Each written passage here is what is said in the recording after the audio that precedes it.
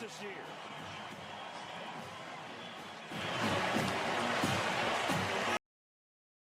These people don't give a shit.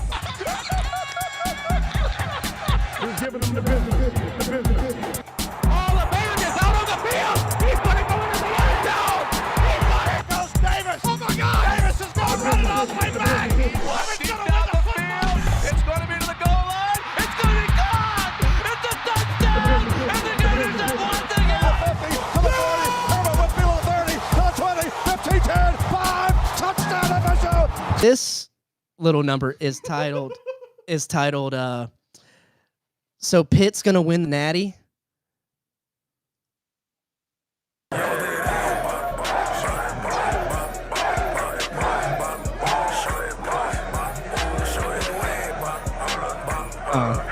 Yeah. Oh yeah. Oh.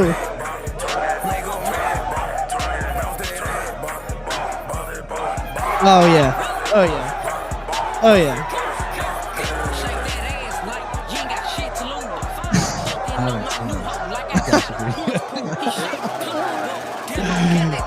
They're at least winning the ACC.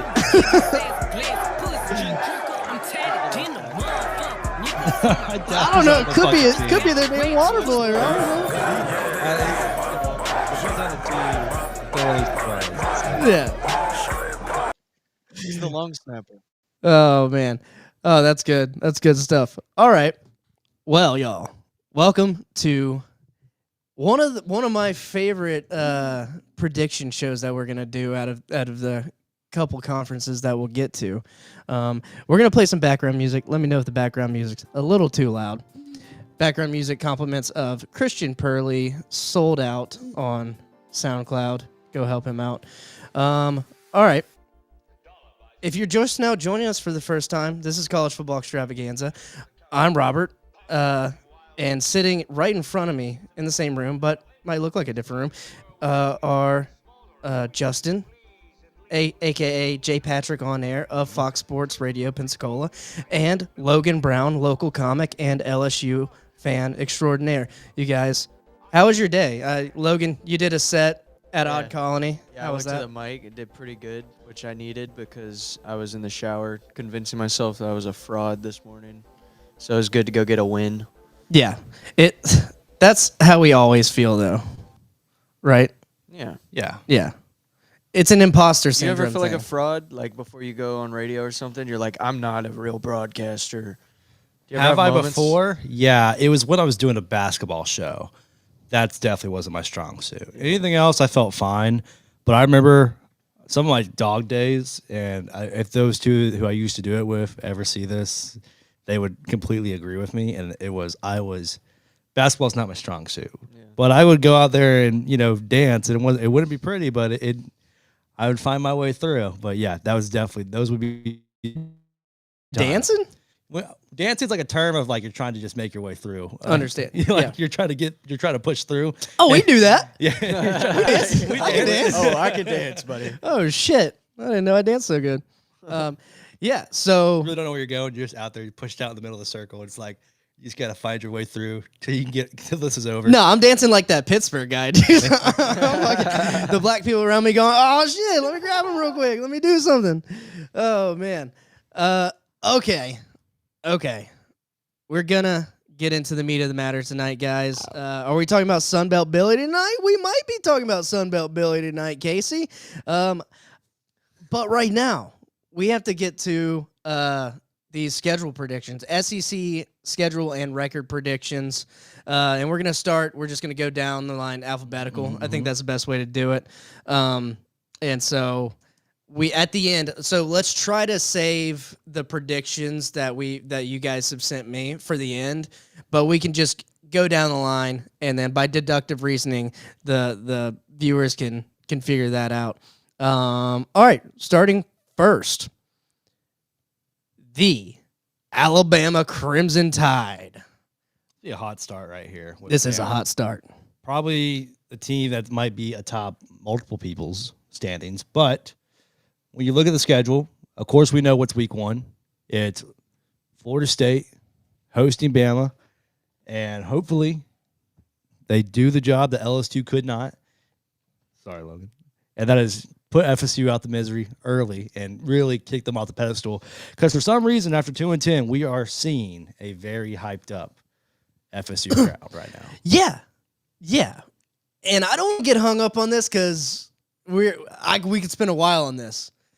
All my FSU friends are like, we're beating Bama. And I'm like, all right. I started doing that early, like in the off season, like just to like rage bait people. And then people started actually holding that opinion. And I was like, Oh, yeah. like I can't do this anymore. Well, they're FSU fans. Yeah. Exactly. So they're going to be belligerently obscene and just like they're not going to make sense at all. Duchesne Gillis says, my prediction, all of Rob's predictions will be wrong. Thanks, Duchesne. That's typically pretty accurate when you think about it. I don't know. I'm pretty good at picking when it comes to in the season. Now, my predictions today, I reserve the right to completely change my predictions today. I think we all know Florida State. We're all agreeing on that they're going to win this one. I mean, we can probably sit here. I think they could drop. I think that's a win. I think it's a win. It's a 3-0 start for sure. Toss up. Georgia's a toss up for me, but I have Alabama winning that game early on. I have Bama winning against Georgia. That's the question right there. The Georgia game is the big question. Now, Florida State week 1 at Florida State with a minus 25,000 person Doak Campbell Stadium. That could be a little different. Like, people are saying it's not going to affect it that much. I saw Danny Cannell saying once you get past 50,000, it doesn't really matter. I think people from Death Valley and Ben Hill Griffin Stadium would beg to differ, but Especially because, like, your 50,000 stadiums are in the range of NC State's. right. I mean, when you think about it, Jackson State, the HBCU, has a 60,000 person stadium. I mean, come on, like, you know, when Dion was there, he would fill that thing up. Now that'd be shell shocking to anybody in the FCS, right? But when you play at LSU every other year, or when you play at Tennessee when you're not playing at LSU that year, it's really not going to affect you that much. I think Doak's still going to be hostile just because the environment, the people doing the chop. Week 1 in Yeah. Doak's always going to be a good one. Doesn't matter who's coming to town. Doesn't matter how good the team is. Week 1 in Doak always going to be fun, and I die on that. Yeah. So, yeah, I mean, I'm not going to say it's a toss-up, though. So they win that game. Georgia, are we all three saying? Logan, what do you think here with Georgia? I think they drop it to Georgia. Like, Georgia is just a more, like, I'm more confident in Georgia. Like, even though Alabama is Alabama, I don't know. I've never seen their quarterback play football. Like, it's still kind of up in the air. Like, who knows? There seems to be a lot more parity in general. Georgia's at home. I think they'll be, like, comfortable. I heard Get this to Georgia. on that SEC podcast. I think some guy from Athlon Sports came on there. Forgot his name. So give him credit. But he said Georgia's team this year has the highest blue chip rating out of any team Kirby Smart's coached at Georgia this year. Not saying, and think about all the good teams. That's what he was saying. Yeah. Rob of a stat. Well, it's not even my stat, but yeah, I remembered it because I was like, that's pretty insane. Yeah, that's actually pretty cool. Yeah. I still ride with Bama here. I think Bama is going to have a huge adjustment year. It's either they are going to repeat what they did last year, or they are going to do what they've always done, and that is your one loss maybe type team. Right. Right. Yeah. And I think to me, what it came down to in this game was I think Georgia is going to manage games. Alabama is going to be able to score points, and I think Alabama is going to be able to score more points than Georgia can put up in this game. But it is at Sanford Stadium, so I don't know. I still think Bama has a very solid returning running back in Jam Miller, who I think he gets overlooked a lot, and I think he can easily be a top 5 running back in the conference. I'm a huge fan of Jam. I think with him coming back, it's going to be really good. All right, moving on to the the revenge game here. They get Vanderbilt. They're going to whoop that Pavia ass. at home. Yeah, they're not going to overlook Vanderbilt 2 years in a row. No. So I gave that win to the Tide. That's a lock. I mean, it should go win, win, win. Bama should be 7-0 to start the year. Yeah. Yep.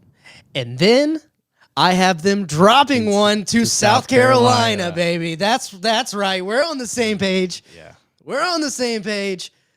Whoa, you just skipped Tennessee like that? You're not worried about Tennessee at all? You're No, worried because about it just Joey felt so Aguilar? good. It felt so good. You're worried about Joey Aguilar? So tell me what you want to say about Tennessee, because we can get to South Carolina in a second. No. That's I fine. I don't have anything to say. I was just kind of curious. Y'all don't even. No, and we're also skipping the 11 a.m. Central Time start at Faro Field in Columbia, Missouri, which is Yeah, well, that's a. notoriously hard to play at. Or the Mr. Backup at Penn State, Bo Pribula, Yeah. having to be the starting quarterback this year. Can you say that again for me, just for me? Pribula? Bo Pribula. Pribula. Okay. We got it. All right. Yeah, so you have a 11 a.m. Central Time, God's time, start at Missouri, which is not an easy game to get up for, especially if you beat Georgia and you beat Vanderbilt to get that revenge win. You know, Tennessee, it's the third Saturday in October. That's a rivalry game. I think they'll get up for it.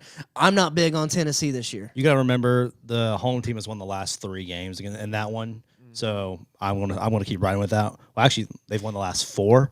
Yeah, because it went Bama, Tennessee, and now should go Bama again. So it should be they won the last 4, and I'm gonna ride it being last 5. On the strip in Alabama, like the little bar strip outside of the stadium where everyone like parties, they have a Whataburger, and it's the only all white Whataburger because they're not allowed to have any orange on that street. That's how much they hate Tennessee. Oh, That's a that's fun- why. Yeah. Yeah, No the way that orange. came out- No orange The allowed. way that came out was Oh yeah, the branding. Yeah. The branding. Trust me, there's plenty of diversity on the staff. whoa. I had to hesitate This is there. why we brought you on. This is why I was like, yeah, we need another I'm comedian moving on to stuff. Tuscaloosa. Yeah. Oh man. But so here's where things get interesting, right? So South Carolina, I always consider trap games to either be the week before a big game or the week after a big game. And of course, South Carolina being before LSU, you're going on the road. You get the bye before LSU. I think, one, just going off last year, the hype around the North, the hype around the talent coming back to South Carolina, I think this is a trap game for Bama. I think this is going to be one that they drop. Yeah. I think they handle LSU. What's your take on that? I'm going LSU. Okay. Yeah. Clearly. Also, I have a good reason, a good stat. This will be the 3rd LSU game that I attend in my life. They won the last 2. So, if history tells us anything, my attendance, they're undefeated when I'm there. 2-0 when he's true. there. We'll hold on to that. Yeah. But this game after gets really weird because I got LSU as a toss up, by the way. I think it could go either way. I'm not confident in LSU. Like I don't know. Like I'm not confident in LSU at all. I'm riding with Bama. But the one after that is where things get a little weird. The Spooners. Yeah. If this game was in Norman and they didn't lose it last year, I'm definitely going Oklahoma. But because they popped him in the mouth last year, because they beat him 24-3, you're not going to see Kalen lose to Vandy again and Oklahoma again, because those were 2 that were just like, holy shit, what the hell are you doing? We don't lose these games to these teams. He's going to be dialed for that one. So even though I'm big on Oklahoma this year, I'm going to keep Bama in that one. Yeah. So I think right now we're at 3 possible losses for Bama. Worst case scenario, if they lose Georgia, South Carolina, LSU, and then you got Eastern Illinois Panthers. Go Panthers. Do your best. And then you go to Jordan Hare Stadium at Auburn. That's notoriously hard for Bama to win a game at Jordan Hare. They shouldn't have won the last one. It'll be the first time for Kalen going to Jordan Hare. Yeah. You know, and that says a lot. It really comes down to where Auburn's at. Now I don't think Bama's going to lose this game. If it goes the way I think it's going to go, I see Bama passing with flying colors. I don't have much faith in Auburn. We'll get to them after this, right? Yeah. Or Arkansas, one of the 2. Arkansas. Yeah. But yeah, we'll get to that one later because I have good takes on Hugh Freeze and that team. So Yeah. I think I'm just going to label this as a toss-up just for worst-case scenario possibilities here. So we're looking at worst-case scenario 4-5 losses. floor is 9-3, 8-4. Yeah. Ceiling 11-1, 12-0. Yeah. Yeah, I think so. I think so as well. Trevor in the chat. Bama goes 11-1 with an Auburn L. Oh. Now, mind you, That'd be great. The fiance for him went to Auburn, so he's got a soft spot there, even though he's an LSU fan. So yeah, that might throw you off there. But I will say this: do you want to say in the records now or later? Or No, later. I mean, you can tease it out. Obviously, we're talking about it, but we won't put our final predictions. Trevor up and there. I have discussed this, even though we have a difference on the loss. Well, yeah, we're in that boat. Gotcha. I mean, Let's fly through these guys pretty fast. yeah. And, All right. And I'm gonna kind of let you do the heavy lifting here, stat man. So we got 2025 Arkansas football schedule opening up with the Alabama A&M Bulldogs. We're gonna rapid fire this one. And Shout out, if Kenny. If I say something that trips you off, let me know. 1-0, 2-0, 2-1. We're gonna go 3-1. I think Memphis might get. I think Memphis might get him, dude. possible. Memphis is gonna get It's him. possible. I have him losing to Memphis. I'm just saying. Yeah. All right. 2-2, 2-3, Yeah. 2-3, Give it a toss up. 2-4, 2-5, 2-6, Toss 3-6. up. 3-6. I would say 3-6. 3-7, 3-8, 3-9. It's gonna. The ceiling's 5-7. The floor is 3-9. They could beat Mississippi State. That game's gonna be a toss up. Yeah. Yeah, That game's gonna be a toss up. I think Auburn does get them, and then for whatever reason in the past, Arkansas has given Texas A&M a tough time because it's a rivalry game. Arkansas and Mississippi State will be the battle for last place in the FCC this year, and I stand on that. I'm inclined to Kentucky- agree with you. I think I agree Kentucky with could you. scrape down there. They'll be down there for For sure. whatever reason, my prediction, Kentucky is somewhere in the mix down there. I think Mississippi State and Arkansas are like They're the bottom down there. two. Yeah. All right, now let's get to Auburn because this is where I have some takes. The 2025 Auburn football schedule. All right, Baylor, what you got? I got Auburn. You got Auburn. I got Baylor. I have Baylor. What do you have, Baylor? I just hate Auburn this year. Okay, so I this think is- Auburn is just so bad, dude. It's just a passion pick. No, not a passion. I hate them. Like, I just think they're like Auburn and Mississippi State. Like, as an SEC fan, I disdain them because they're like bad. They like make us look bad. Like, I think they could be downright horrendous this year. So this is the year that Auburn's selling their soul. They have 2 top 10 wide receivers, 2 top 10 defensive linemen. They have Jackson Arnold from Oklahoma last year. Hugh Freeze has to win this year or he's gone. We'll dive into the hot seat coaches later on. But I will stand on this. Baylor's winning week 1. And it's because of Sawyer Robinson. He will be this year's Cam Ward. And nothing else needs to be said about that. Baylor's just been consistent too. They've been a good, consistent team with Dave Aranda. Like, That and also Sawyer threw for 3,000 yards, 28 touchdowns, and 8 interceptions, and was top 10 in QBR. Yeah. And that guy, I watched him at Manning Passing Academy. He's a stud.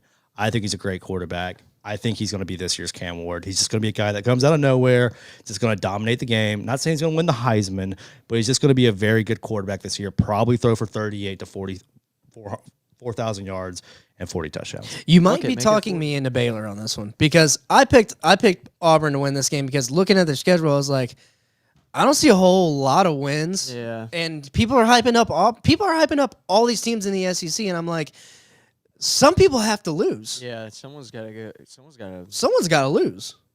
So I don't know. You might be talking me into it, but I went with Auburn just for the fact that if they don't win this game, the rest of the season is not looking that good.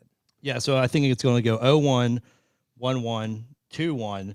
The Oklahoma game is weird because you have Jackson Arnold playing his old team right there. It's got a little more energy there. Oklahoma will be early in their year Yeah. with a 19-year-old quarterback, but with a coach that needs to win. Yeah. Oklahoma, that's a toss-up, but it's in Norman. I think they need to win this one. They need to be 3-1. I don't know. What's your thought?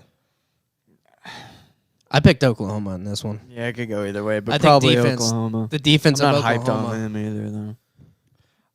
Now, A&M, I don't remember who I picked for this game. I know I'm not high on either team, and I know I have them very similar in my standings. I like A&M. I got A&M. I think Mike Elko. I'm very high on A&M this year, apparently. Yeah, that's the one train I am on. Yeah, is I A&M. think I have Auburn starting 2-3. Big Mike Elko guy. 2-4 actually, and then they'll find 4 straight, really maybe. Yeah. This Georgia game, that's all Georgia. then there's a chance that they can go 6-4, maybe 5-5.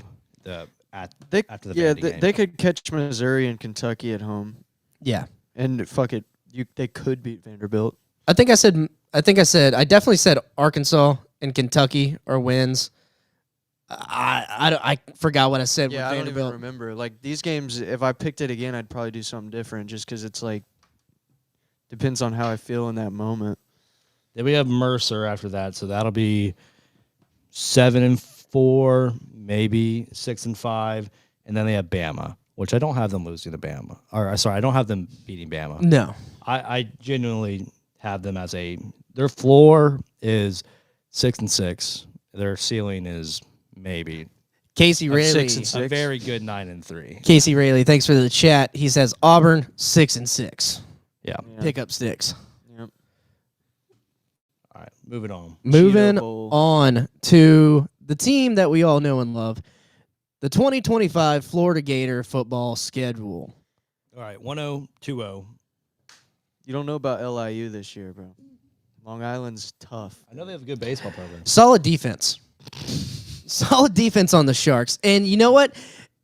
When the Discovery Channel, when I was a kid, I watched the virtual robots fight. You know what I'm Right? talking? I know exactly what you're talking The about. shark versus the Yes, alligator? Yes. Classic. The shark won.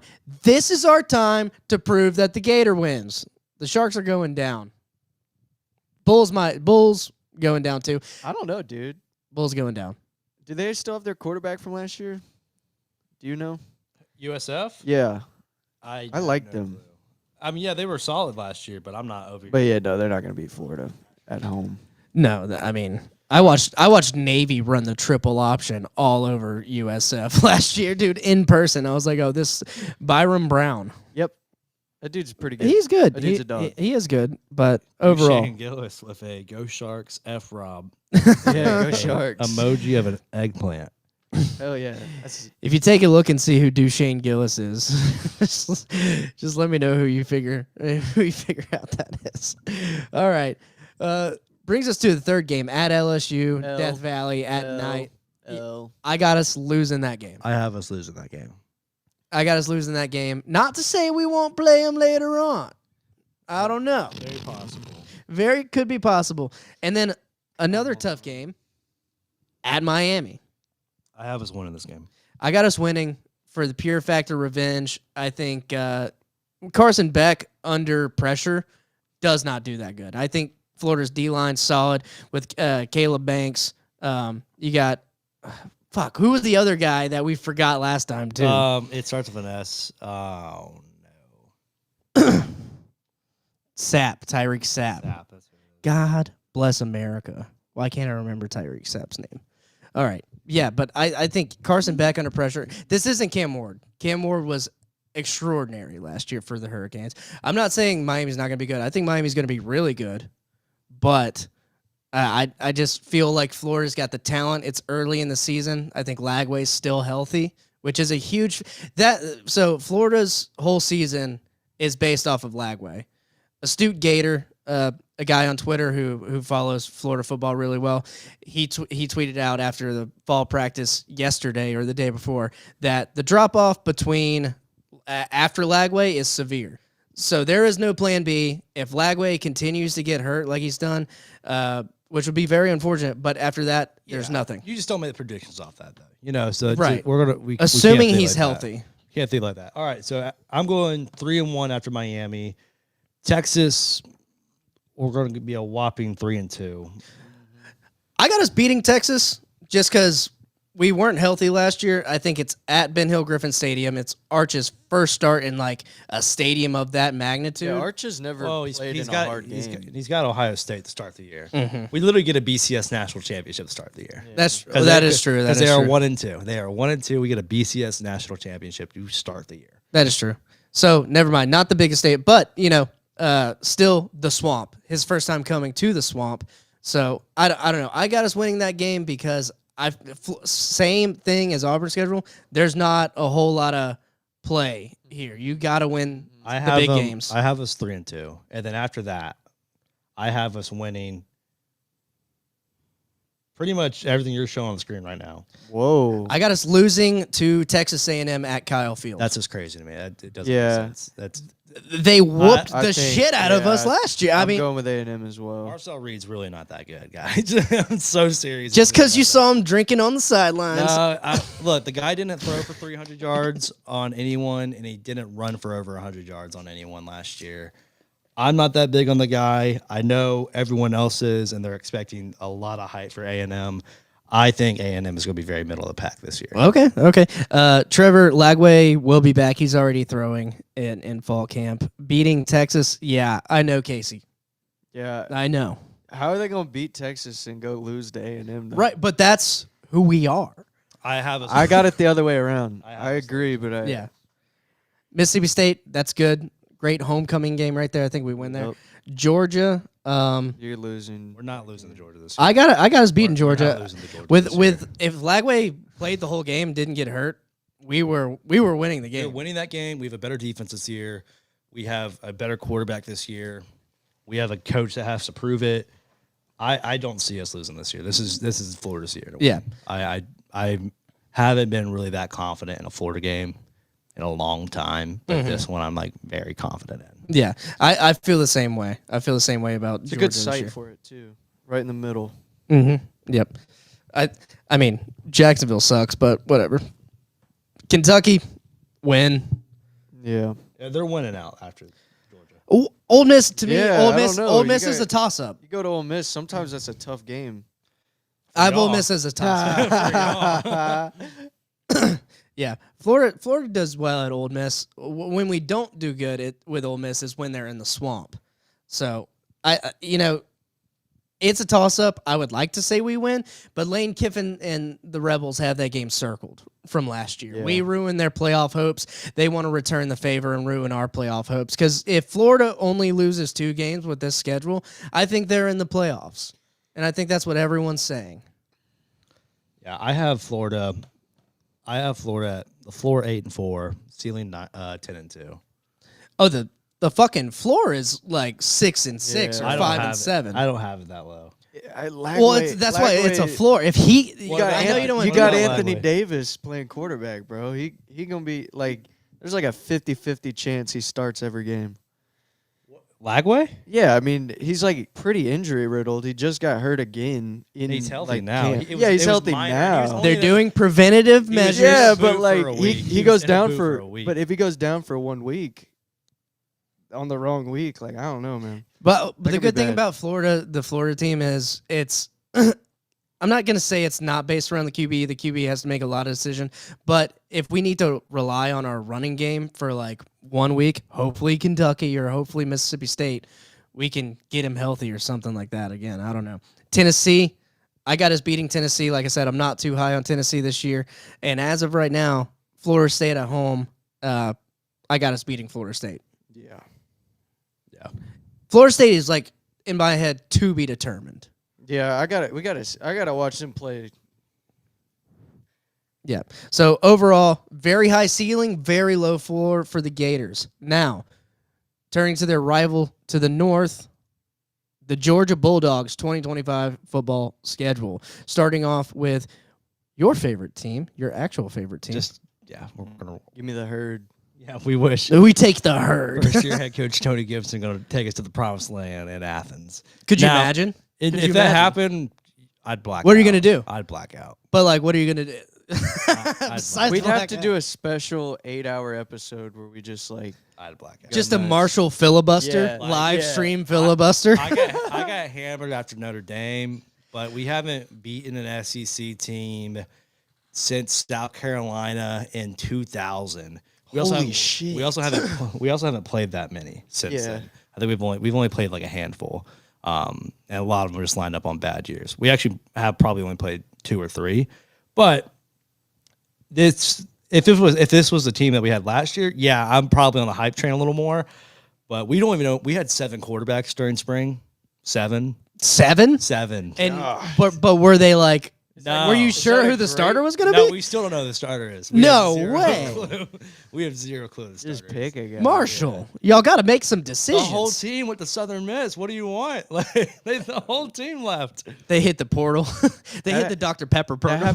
happened to Austin P, bro. Their head coach went to Toledo or some shit. I knew a kid there. Hey. Literally everyone left. We'll get to Toledo here in just a second. Oh, really? Yeah, we will because you'll see. But, I mean, yeah, win. Austin P, solid defense, but that's still a win. It's at home. Georgia's going to Dub, handle dub. it. They're not the real red and black. Dub. Yep. At Tennessee, I think Georgia gets the dub again. Alabama. I said I had Alabama winning it, and I think I said Georgia. you said We Georgia. discussed it. Yeah, so potentially was that 1, 2, 3, 4, 3-1, 4-0, 5-0, Dub. 6-0. Probably a dub. Yeah, I don't know. I feel like this is a weird one. Ole Miss is a weird one because I think you're running into the same issue like with Alabama. Lane Kiffin's offense can score points, especially 6th game of the season. They're hitting their groove maybe. Right. Yeah, so it's a toss up to me. I think Georgia wins because historically Georgia beats Ole Miss and like Lane Kiffin's teams, but it's a toss up. I think they lose to Florida. You know what? Here we go. They beat Ole Miss and they lose to Florida. And then they get State and then Texas. The Texas game is probably one of the most impactful games of the year. Yeah, Which it was last year. it's so late. That's crazy. It was this late last year too, right? Yep. I think I said Okay, yeah. Texas. I think I said Texas. No, I think I said Georgia. I said in my prediction, I said Georgia. Georgia beats Texas. I think I said. There's just not a lot to go on with Texas. No, I said Texas. You said Texas. No, I didn't. I said Georgia. Yeah, I said You just know so much more about Georgia's team. Yeah. You know what I mean? Yeah. Texas could be by far the best team in football this year, but Mm-hmm. there's no way to tell at the moment. No, I mean, they're returning a great D line. They got Arch Manning, who people are clamoring, saying he was better than Quinn He Ewers. could be a Heisman or he could be fine. Right. And I'm not sure who's after Arch, you know? Yeah, I'm not either. I mean, that's the thing. You can't have that mindset on these. No, you yeah, can't for be- sure. We can't be talking injuries because one that's just manifesting bad luck. But it is a question late in the season like that. Maybe, but you just don't view it like that. You're going off. Who's You don't healthy. tell me how to view my predictions. All right. But I agree with you. So I think they get them, though, because it's at Georgia. Tough environment. Reeling defense. Yeah, I agree. Yeah. So win against Charlotte. And then here's where You have to say Georgia beats him, but like you can put it on your radar. But No, you can't, don't. You can't be like, oh, I think Georgia Tech is gonna win. Last year was the first year we saw this rivalry be a real game. and Georgia Tech Should've got won. robbed. They should've Got won. robbed. Do you think Georgia Tech got better after last year? Because they were pretty good. I think Brent Key is a good coach. I like what he's doing with Georgia Tech. Georgia Tech's football program is actually resembling a program for the first time in a while. Yeah. And they run the spread. They quit running that stupid fucking option. They run the spread option. Haynes King, love them. I got Georgia Tech winning this game right now. Okay, that's a bold one. It is bold, I like but it's it. preseason, baby. It's We fun. gotta Hey, get it. it's What are you August, talking about? baby. We didn't say this. We are 3 Saturdays away from college football. That's right. That's what Muschamp punching through the fucking All right, chalkboard was Kentucky. for. Yeah. Do you not have that sound up or what? Oh no, I don't have the soundboard up right now. Yeah. You used to hammer that thing the past 3 years. Yeah, you know what? I'll get it up while we go through these. Just, give me some time real quick. Now, the 2025 Kentucky Wildcats football schedule. All right, let's hammer through these. Well, no, I don't want to hammer through these because they're gonna lose to Toledo. I love that. Is They're Penny gonna Boone lose back? to Toledo right off the bat. Why? Why are you a big Toledo guy? Toledo's gonna win the fucking MAC, dude. or the Conference USA, whatever conference Fucking they're love- in. No, it's the MAC. Dude, I fucking love the MAC. Can we do a separate podcast just for the MAC? Yeah, we could have some That would action be going on. fun. Yeah. I'm not going to know We too used much to shit. do that. Yeah. Like on Tuesdays, Yeah. there'd be Mac on, and we'd be talking about Kennesaw State holding its first ever lead 9 games into the season. Dude, That's true. there used to be a Tuesday night open mic, and I would go and I would gamble on the games and watch them while I waited to go up, and it was like the perfect. Oh, I love gambling on the MAC, baby. Which mic was that? Sir Richards, Oh, yeah. because they would have the games on too. Yeah. It was fucking awesome. And it was right up the road from here, too. That was nice. That was nice. All right. Are y'all not with me? I love the MAC, Unless but you have a what reason do you have a behind- reason? you Like have a reason. other than Toledo's some dogs. That's why. do they Name- still? name And have they're Penny Penny gonna Boone? they're Name one player. Penny Boone. I don't know any of the fucking players, dude. I just know they were real good last year and they're returning a lot of players. And I think they're going to win the MAC. All right. 0-1, 0-2, All 1-2. State. All State's Oh, wait, hang on. Casey Rayleigh, Kentucky owns Ole Miss. Chalk that up for a W. Casey, I disagree with you. Oh. I think Ole Miss gets that one. It was Yes. last year, and it was the whole reason why Ole Miss didn't make playoffs last year. But I don't see Lane making that mistake again. We're going to go 0-2 just for you, Rob. 1-2, 1-3, 1-4, 1-5, 1-6, 1-7, 1-8, 2-8, Toss up. toss up. 3-8. Toss up. That Vanderbilt's a toss up, and it's at Vanderbilt. So 3-8, and then maybe 3-9, Louisville's maybe got 'em. 4-7, 4-8. That'd be 4. maybe 4-8. I picked Louisville. Dude, it got to the end. I and picked Louisville, So too. I did them all at once and then looked at the records at the end, like after I picked every game. And I looked at Kentucky's record and I was like, there's gotta be something wrong. I must Yeah. have done surely I did something. I looked and I was like, no, that's what I think. Well, they kind of got fucked. Yeah, it's Ole not a Miss, great South Carolina, Georgia, Texas, Tennessee, Florida.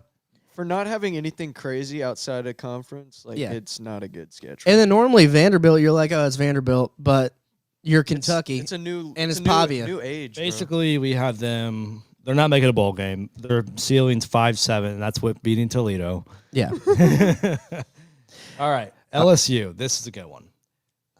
The 2025 LSU football We're schedule. going to learn a lot about Logan here. We're going to see where the We're bias. gonna see how is. realistic he is. Yeah, we're going to see how realistic you are now. All right, we're going to let you start it off. Clemson, what you got? I think we beat Clemson. I I think Brian Kelly, I think his like in a way, this might get into our coach's hot seat stuff or whatever. Not that Brian Kelly's on the hot seat, but I think like in a lot of ways, like his whole entire career at LSU is on the line just with this game. Like I think there's like a lot of pressure to win this opener. Like in the LSU community at least, the one thing everyone talks about is that we keep losing these openers. And if he takes another one, it's like it's gonna be hard to come back from that. Like even if I don't know, dude. I think there's a lot that's being gambled on this game. Also, Garrett, like I don't think I'm being biased. I legitimately really like Garrett Nussmeier as a quarterback. So do Like, I. I love Garrett. I like Nuss. I think we're gonna take care of business this time. Hopefully, finally. So a week ago, I was probably saying LSU. I'm saying Clemson right now. That might change in 3 weeks. Like I don't know. Right now, I'm saying Clemson because of Cade.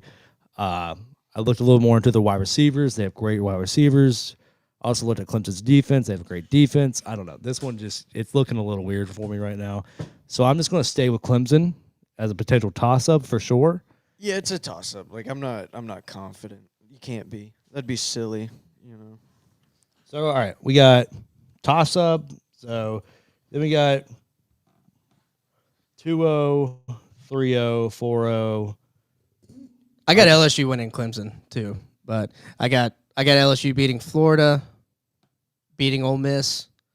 So you got to remember the last 5 times the home teams won this. Now Right. I'm just pointing that out. But I got them losing to South Carolina. there's been a lot of years where Ole Miss should not have won, and they did. Right. So I have them beating Ole Miss. I have them beating South Carolina. I think they lose to South Carolina. You're really high on South Carolina. I'm really high on South Carolina. This has got to be the year for Shane And Beamer. what about the week after? What do you have that one as? That one's tough. I got LSU winning. Because it makes more sense to have them losing that game, especially after last year, because of what Marcel Reed did do. And this is coming from a guy who's not a big fan of Marcel Reed. Right. I'm going to say South Carolina are going to win. They're not going to let that one slip up. What are you saying? You're South Carolina, I think we got them. Like, I'm not like too worried about. I do like South Carolina, but like, I'm worried about A&M. Like, I think we lose to A&M. A&M has our number in a weird way. I got LSU losing to A&M too. Yeah. Like, honestly, I thought you just said LSU was winning that game. No, I thought we were talking about Carolina then. no, I got Carolina and A&M as LSU's, I think, standalone losses. Okay. I have LSU with one loss to this point, and it's to Clemson. Very I got them just two, South Carolina and A&M. Okay. That's it. What do you have? We could drop Clemson. Like, I'm fine with us putting 0-1 to start it. Like, that's honestly extremely realistic. If I bet money on it, I am going LSU. But if you want to go 0-1, we can. I think we beat South Carolina. We almost lost to them last year. That was like really scary. Should have lost. We to 'em last should year. have. Yeah. We absolutely should have lost. It was very scary, but we got them at home. I think we'll like actually play for real. But A&M, dude, they come in and they beat us. Like, I don't know why. But usually we would play them at the end of the season during a rivalry week or whatever. Yeah, that's the last game. The And last so- eight matchups, the home teams won. the A&M game. A&M game. You're forgetting the Mike Elko of the equation. Let me stress to you the importance of the Mike Elko of the These situation. are numbers. Home team wins in this matchup. He was just The a new la- head I coach think- last year, and he I won. think the last time, I don't remember who the quarterback was.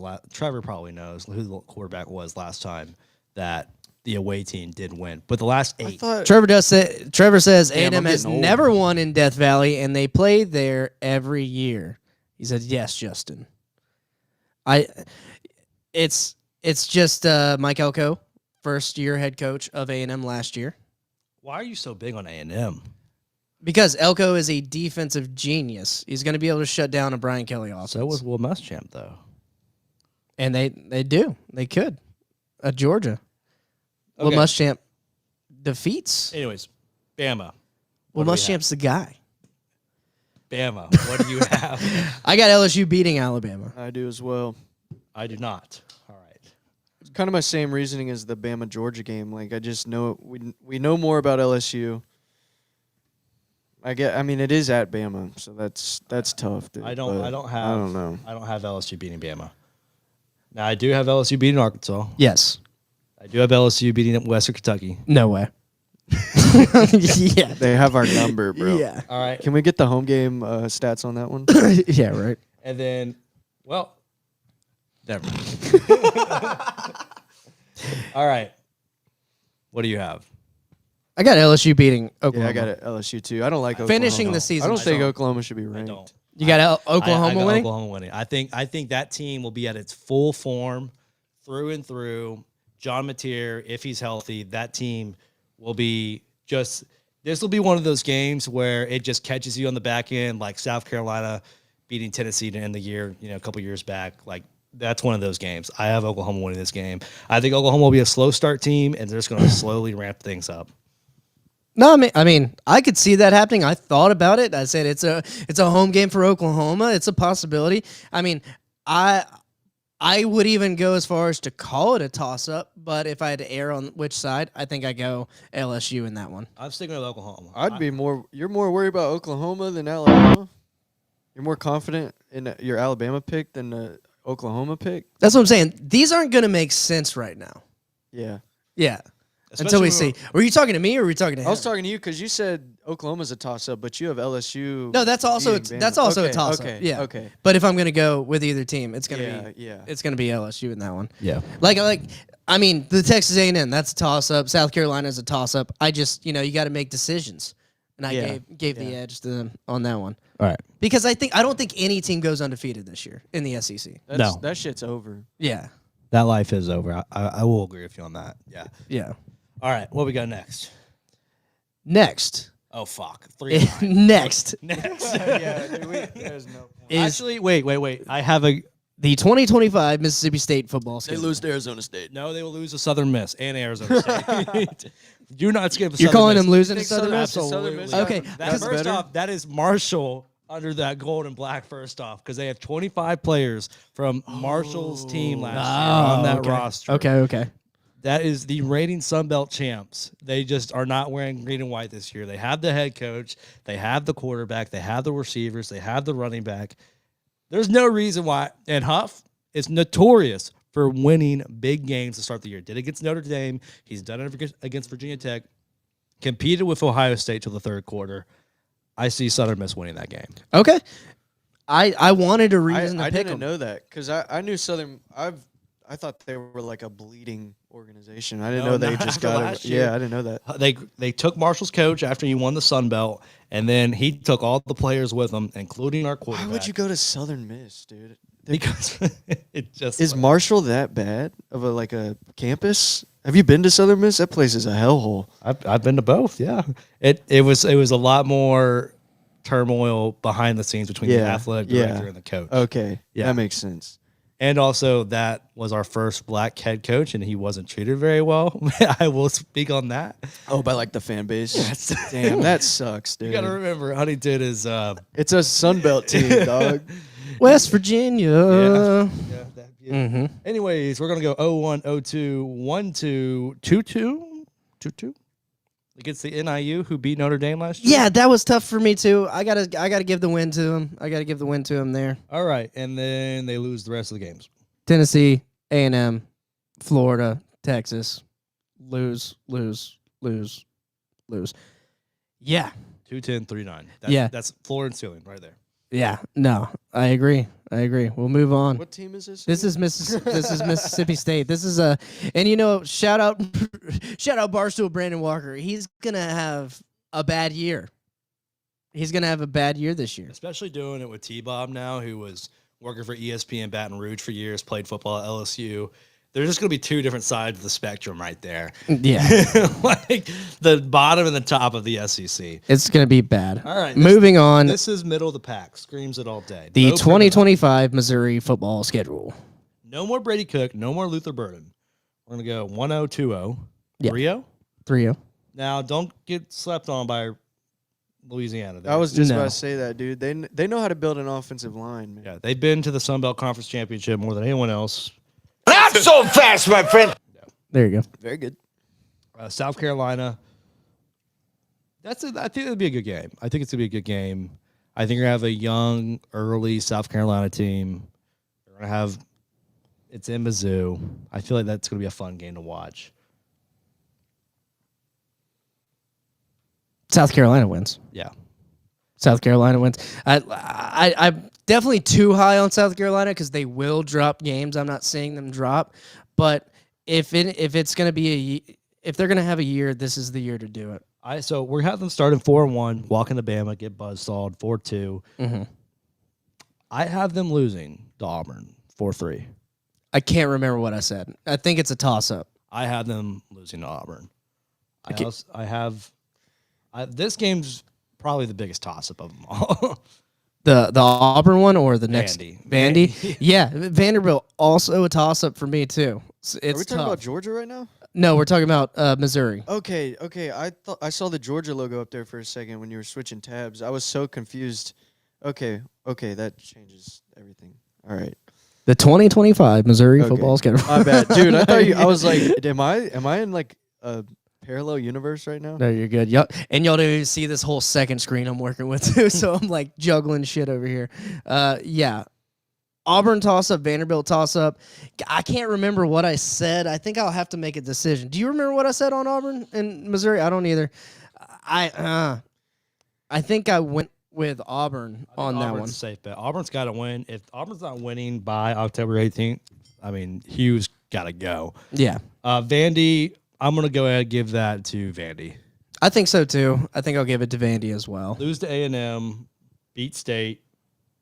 Oklahoma, they'll win. No, sorry, excuse me. They'll lose, and they'll beat Arkansas. So that should be I think that's a 7-5 with going 3-5 in conference, and then they get their 4 other wins from non-conference. This is another team where if I picked it again, the record would probably be the same, but the teams that they win and lose to might be different.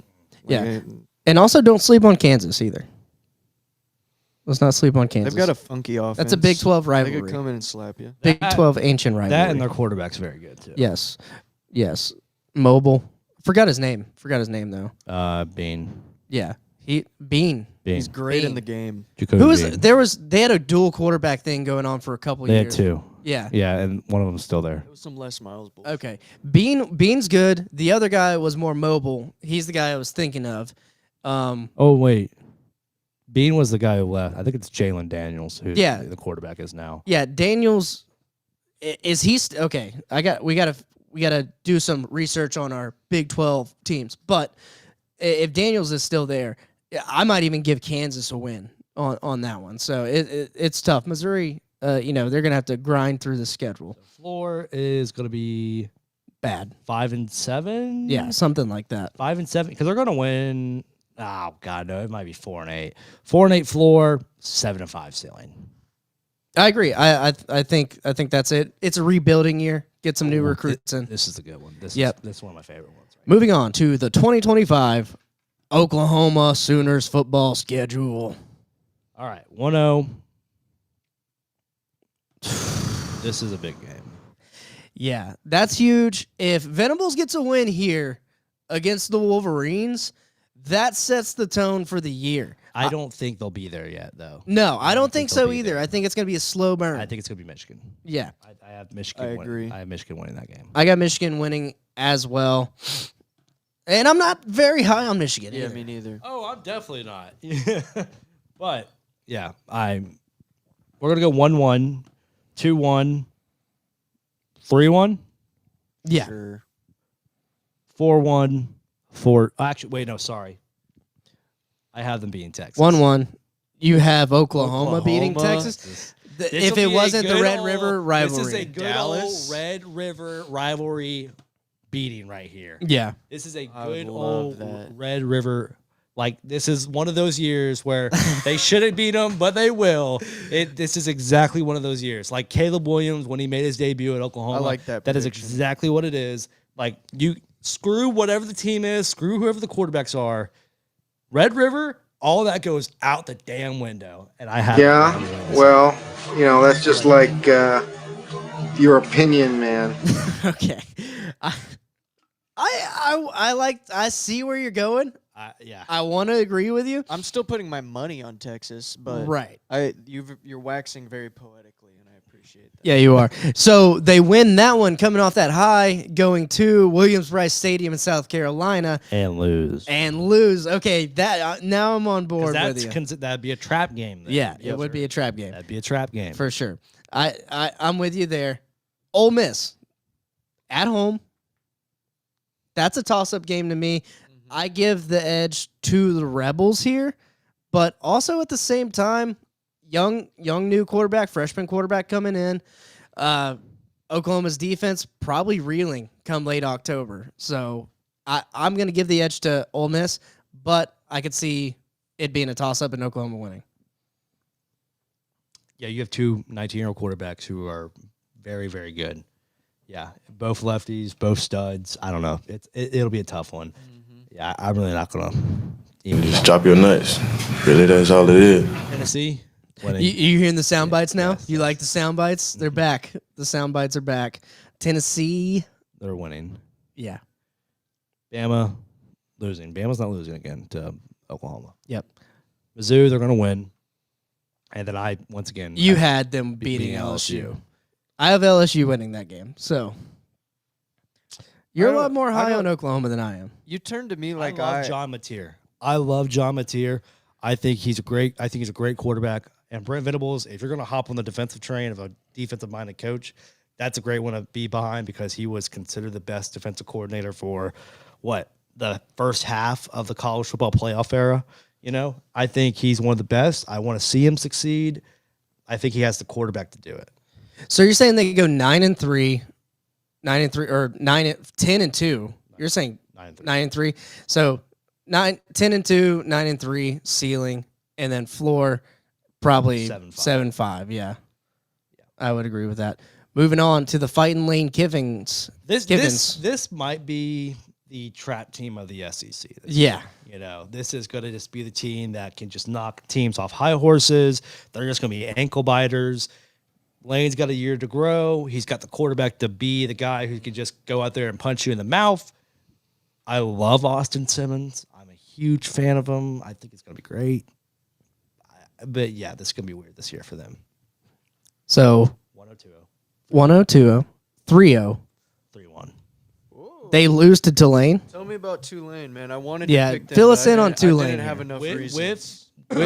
Tulane getting the transfer from BYU after the whole allegation thing that went through. Allegations. His name's Radcliffe. I forget Jake Radcliffe, but he was BYU's quarterback. Led him to a very successful year of the Big 12. I think Tulane, with their coach still being that good, you know, I think this is a weird one for them. It's just a hunch feeling that they're going to win that one. Okay. Yeah, I don't hate that at all. I got him beating Tulane and then losing to LSU. Same. Yep. So 3-2, 4-2. Wait, where's the second law? Oh, you got 3-2. So I'm saying 4-1. Okay. 3-2. 4-2. 4-2. Yep. 5-2. What? No. I picked 4-3. Ole Miss to win that game. Yeah. Georgia? Yeah. I think I picked them to win that game. Why? Well, it's a toss up, but Okay. because I You think think Georgia's going to lose that game again at home this year? no, I'm saying it's a toss up. I think I picked Ole Miss. I'm trying to stay consistent in my picking this episode, and I think it's because Ole Miss can score more than Georgia can score. Right? I think I said Georgia, right? Because I said you they said stop Georgia, them. too. Yeah, I think they stop them. I said Georgia. Off the juice. It's hard to You keep going up. straight. It's hard to keep up. Hell Was yeah, it like bro. 190 predictions we made? Yeah, I mean, I'm not remembering all that. I could try my best with the teams at the top, but Right. yeah.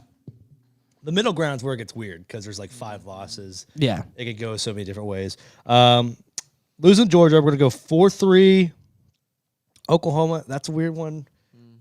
I had them going 4-4, and then I really don't know if Ole Miss. What did I have them on? Okay, yeah, I had them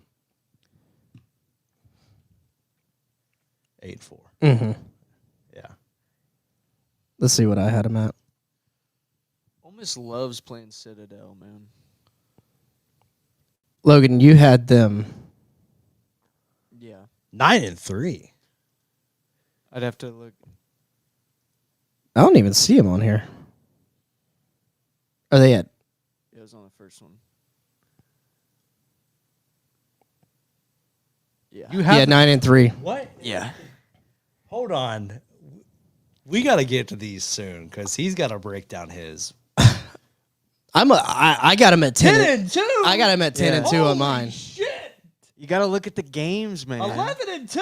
I got him Yeah, at 10-2. man. Our top 2 are the same. Yeah. Y'all are drunk on A&M. Y'all are drunk on A&M. I'm cum drunk on all that money. Like, money.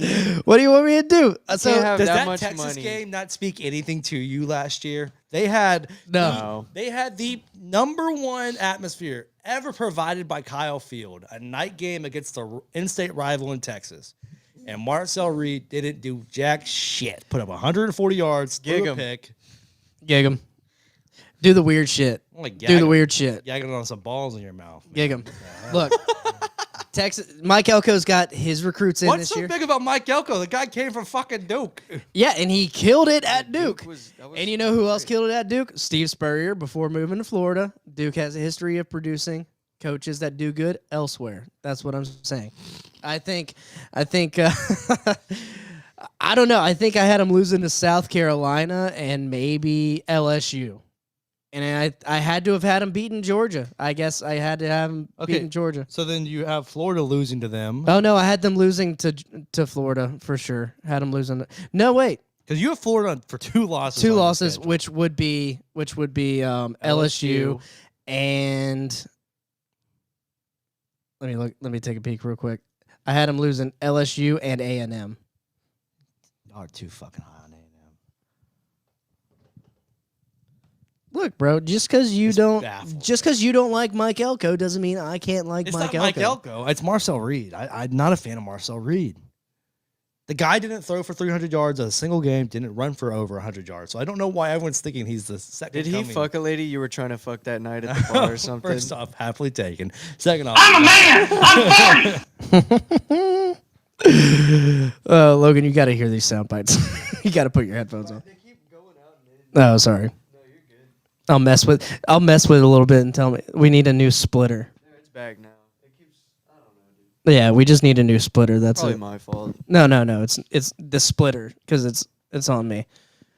Let me know whenever you can hear. I mean, it. you are Yeah, I got genuinely it back. talking like Elko is Saban. Like to think that Elko in the second year. No, is top they're ignorant. EA, Why not us? Sarkisian and Kirby Smart. Why not us? I'm talking. The hell with school, dopey! A&M above. Mine did LSU. too. Mine had A&M above LSU. Yeah, I mean, we'll see. All right, We'll let's see. Let's keep going because we need to break down standings. Yeah. That's fine. All right, South Carolina. Fuck. South Carolina, the 2025 Gamecock football schedule. All right. 10, 20, 30, 40, Yes. Yeah. 5-0, 50, 51. 6-0. Y'all picked South Carolina. Or no. You I did. picked South You did. Carolina. Did. I'm not buying on South with that one. Casey says DeBoer better than all these chumps. Okay. I like DeBoer. I have no problem with DeBoer. That's fine. I got him beating Oklahoma, Yeah.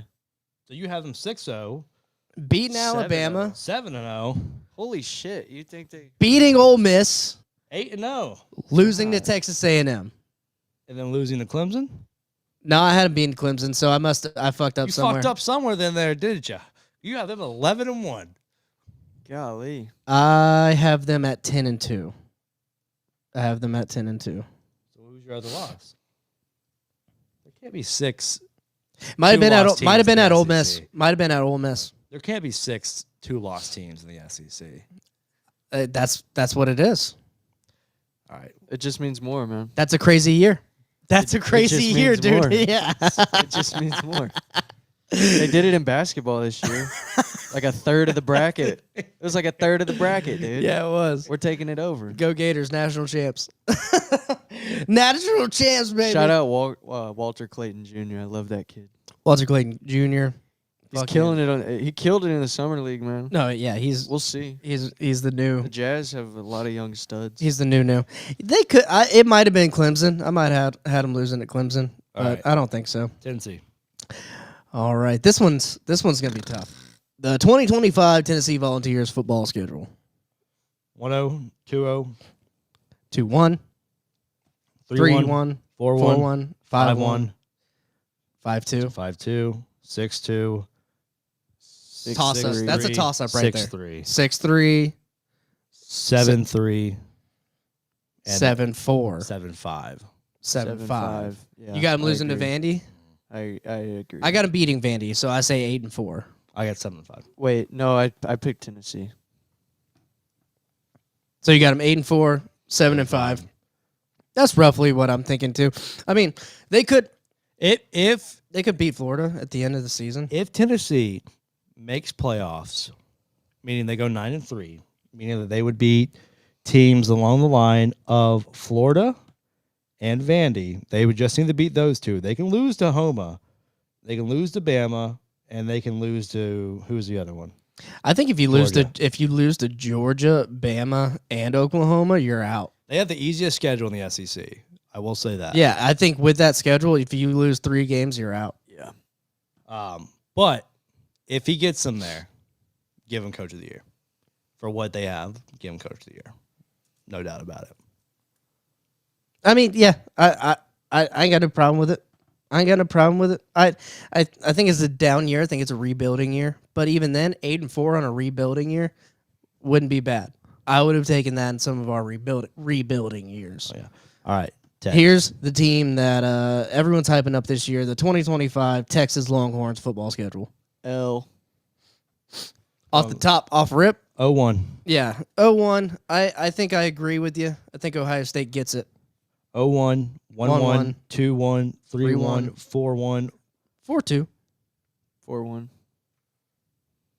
I genuinely still have Florida beating them. That's fine. I just don't. We talked about it already. That's fine. I do have Oklahoma beating them, so I'm going to be right there with you God, I guys hope. at 4-2 because I think you guys had You're them 4-2. I got Texas winning that one, so I'm at 5. So we'll be at 5-2, 5-2. 6-2, 7-2. Even though Vandy took them to the wire last year. Yeah. Well, that one's a sleeper game still In this year. Austin. But they'll be well prepared for it. Like, Yes. and then they go Georgia. So 7-2, and then at Georgia, I had them losing to Georgia. Same. I haven't beaten Georgia. Okay, so 8-2. Wait. We're doing this. I'm doing this wrong. Let's see. 1-1, 2, 3-1, 4-2, 5-2, 6-2, 7-2, 8-2. Yeah, so 9-2, 8-3. 9-3. That Texas A&M game at the end of the season that was rough for me to pick. Guys, are you guys A&M's got him. A&M's got him. Did you not watch the game at all last year? No, I don't care. I got Texas losing to Florida and A&M, and that's it. And maybe Georgia. They might lose. I might have said Field Georgia. at 110,000 at a night game. Texas came to town and still kicked their ass. They couldn't score a single fucking touchdown on offense. The defense did. It's gonna be different. It's different. Why would it be any different? Mike Elko. Why would it be any different in fucking Austin? It would be worse. Because they lost last year. I mean, Marcel Reed proved in that game he does not play big games. And I that is a big game for Oh, me. he's playing big games. All right. He will be playing in big games. He's That's what he's gonna do. Gig him. Hey, where's my soundbite? Where's my soundbite? Yeah, well, that's just like your opinion, man. Yeah, dude. Okay, the last two teams, the one we've all been waiting for, the 2025 Texas A&M football schedule, baby. Oh man, I got them 1-0, 1-0, 2-0, 4-0, 5-0, 6-0, I 7-0. actually think I had them beating Notre Dame, but that one's a toss up. I had them losing the I had them beating Notre Dame. Wait. Yes, it's hard to remember, isn't it? Nah. I had them beating Notre Dame because Notre Dame and Marcus Freeman coach horribly in the beginning of the year. Yeah. He's notorious for it.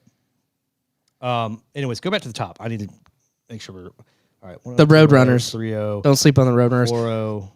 Trevor's saying 12-0 for Trevor. You saying 12-0 for Texas or Texas A&M right Texas. now, buddy? He's definitely not saying 12-0 for A&M. I think he means No A&M. team's going 12-0 this year in the SEC. Except maybe A&M. Yeah, he just wants to see Ohio State lose. That's what he wants. That's fine. That's fine. I No, agree. No, it's not. I would like to see Texas beat Ohio State in the first game of the season. And they should because they have a first-year quarterback. But Yeah. I don't see that happening because I think Ryan Day's a better coach. Mm. And they also have the better returning players. Little shade on Sarkisian. Little shade thrown on Sarkisian. All right, 1-0, 2-0, 3-0, 4-0, 5-0. 6-0. I have Florida losing to A&M. You have them at 5-1. I have them at 5-1. 6-1, 6-2. And then we have them at 7 or 8-0 at this point. Because I had LSU losing. Yeah. A&M haunts my nightmares. 9-0. Okay. And then 9-1. I got them losing to South Carolina. Is this our last team? No, we have Vandy. No, Vandy. Go ahead and do Vandy because we just need to get in these predictions. And this is like, I have them at 8-4. Are you talking about Vandy? A&M. Okay, you have A&M at 8-4. I have them losing to Texas, South Carolina, Florida, and what was the other one? LSU. Yeah. I have them at And 8-4. maybe Notre Dame. The floor's 7-5. Florida is 7-5. That is a very strong 7-5. Yeah, yeah, and I agree. And like I think Texas A&M, it's still Mike Elko getting his guys in, but I still think they're going to be a tough team and a trap game for a lot of these teams. But anyway, one last take on Texas A&M because we're splitting it into segments. I gotta know this Texas A&M game. You got Texas winning. Logan, what do you think here? Because you're kind of high on A&M like I am. Yeah. It's so hard to predict the last game of a season. That's insane. Yeah, I don't know, man. I think I had. I don't know, dude. I know I picked A&M. I don't have faith in the wide receivers. I know they have Casey Conception, and that's fine. Concepcion. And they also have the blanket, on defense, and that's fine too. I don't think they have that much talent. I just don't think they have much talent. Yeah, that's fine. That's fine. What about the 12th man? They got the 12th man. Really? What does the 12th man do? What does the 12th man do? They go back and forth. They like to go back and forth sometimes. Yeah, the 12th they man, do that. They do that. They do that. The 12th man is considered, the fans, right? Well, the fans, they showed their damn ass against Texas, and that 12th man didn't do jack diddly shit for Look at them. them going like this. 17-7. They're going like that. They should put an actual 12th man on the field. Then They could do that it. might work. Then they might win. Then they might win. What if they had 12 people on the field? That's a penalty.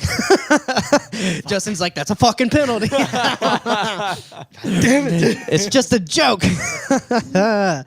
All right. Yeah. A&M according to us. Thanks, Trevor. Yeah. I mean, we could be completely, but we're saying the floor is 7-5. I'm just really high on him. I don't know. I just know that now that he reacted to us liking A&M that much, we're on the train. Ride the train. And I don't like A&M like I don't the either. team. Yeah, me neither. I hate them. They're gonna be 5-0, no doubt. But Yeah, I agree. Okay, well that's fine. Florida, if Florida beats them, boy, would I love it. But I'm just saying, I don't know. Yeah, same. I'm going to be rooting for LSU in that game, but I don't know, man. Yeah, I it's want to tough. put my money on them. Yeah. All right. The 2025 Vanderbilt Commodores football schedule to wrap up our SEC predictions. 1020 21 31 41 42 43 5-3. 53 5-4. 54 64 74 84. Yeah, 8-4, 7-5, Five. 6-6. Yeah, That's about it. Yeah, I mean, I really am in 6-6, 7-5. I think I got Tennessee winning. I had Tennessee. I have them actually losing to Auburn, losing to LSU, losing to Texas. What about Kentucky? No, Kentucky, yes. thank you. You're welcome. Go up. Losing to Bama, losing to South Carolina. I have them 7-5. Yeah. 7-5, maybe 6-6, depending on the. According to Josh Pate, this is the college football capital of the world. Well, because he does a show from there, so that's why he does it in downtown Nashville. All right. Well, if it, whatever. That's a crazy thing to say. That's a crazy take. Look. All right. This was good. This was good. So now we're gonna bring up our record predictions for the overall schedule. Justin, I think we'll start with you. Here. Let me share this, and I might have to zoom in because you sent yours via iPhone Notes app. So I got Bama 11-1, LSU, Texas, Florida 10-2. So you got Alabama finishing at number 1. With Roll. the one loss to South Carolina. And you're not even going to give us a roll tide. Absolutely not. Not even going to give us a roll tide. Casey will give you the roll tide for me. I know Casey will. But South Carolina I have 9-3. Georgia I also have 9-3. OU 8-4. Ole Miss 8-4. A&M 8-4. Auburn 7-5. Tennessee 7-5. Vandy 6-6. 7-5. I put the dot there because I'm like, I don't know if that one could go a different way. Mm-hmm. And then Mizzou 6-6, UK 5-7. Kentucky, yes. Really, Mississippi State should be 2-8, or sorry, 2-10. But that's fine. All right. And Logan, let's move over here. Oh, it's not letting me do it like that. A&M beating. No, you have South Carolina beating A&M. I got South Carolina beating A&M. Wait, you have them? Okay. This is Logan. Got it. Logan only has A&M losing one game. Same with LSU.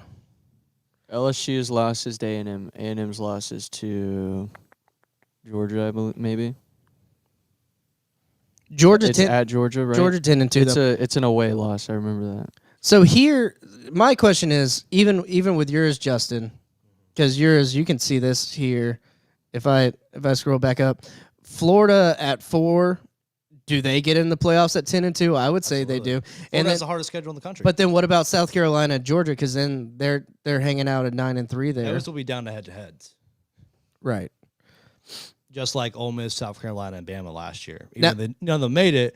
We knew South Carolina was the oddball out because they lost to Ole Miss and Bama. Yeah. Now, same to you, Logan. You got A&M, LSU, Georgia, Texas at 9-3. Where's the cutoff line with these 3 9-3 teams? Is it right at Texas? Is it at Wait, South you have Carolina? South Carolina with a non-conference loss. Who is that? Clemson. Got to be Yeah, Clemson. yeah. So that would probably make the Clemson cutoff was me line right kind here. of me picking Clemson in that game was also me just trying to like boost our You also win. have Bama at a non-conference loss. Who is that? I picked Wisconsin just to like. Wisconsin or FSU? Just Which to- one was it? I picked Wisconsin so that I could like kind of shift them around. But I yeah. feel like they could drop one of them. You know what I mean? Putting you on the spot. And then to finish out on your SEC, you got Florida at 7-5. You piece of shit. Which I'm sure I'm sure that's not like the bottom floor, but that you're assuming the worst for Florida here. Yeah, I don't know. I don't know. I went through the games and I picked them individually, and this is what I got afterwards. Yeah. So I can't like. It's Florida's hard for me schedule to is like. tough. Yeah, it's hard for me It's to number one. argue. The hardest schedule in the country. It is the hardest schedule in the country. Yeah. And like I know I get Again. that, Again. and I can't help. I don't know. I can't help but think about injuries a little bit, and it just there's like a high chance that the season's over. I just can't think like that. It's just so negative. Yeah, It is. There's is. just a really good chance. Cause I mean, if I don't know. Just I say hate to be like that. So Florida's going 3-5 in the conference. That's a little steep, maybe. That's No? okay. But you got the bottom here. You got Arkansas. Oklahoma's low. A lot lower than it was for me or Justin. Yeah, I don't know what people like so much. Or for about Justin. Oklahoma. Yeah. And then could you that blue team right there, could you say who that is? What? The blue team with the U and the K? Kentucky? Kentucky, yes. Yes, Kentucky. All right. I thought they ended up much lower. 6-6 does not sound good to me. They ended up much lower for me, I don't know how that for happened. Justin. Yeah. You probably had him beating Florida, you piece of shit. I don't know. You probably did. Tennessee finishing 2-6 in the conference. Auburn 2-6. The Kentucky one's throwing me off now. I don't know how the fuck I did that. Yeah. That's the one where I'm like, okay, I don't like Jimmy that. lost how Kentucky's above Tennessee right now. Yeah. And Auburn. Things get lost in the sauce, but Mississippi State for you 4-8. Mississippi State's at the bottom for a bunch of us as well. Mizzou at 1-7 in the conference. Oh, yeah. Oh, It is what it is. Ooh. It is what it is. All right. Someone's got to do it. Yep. Bring mine up. Share latest screen.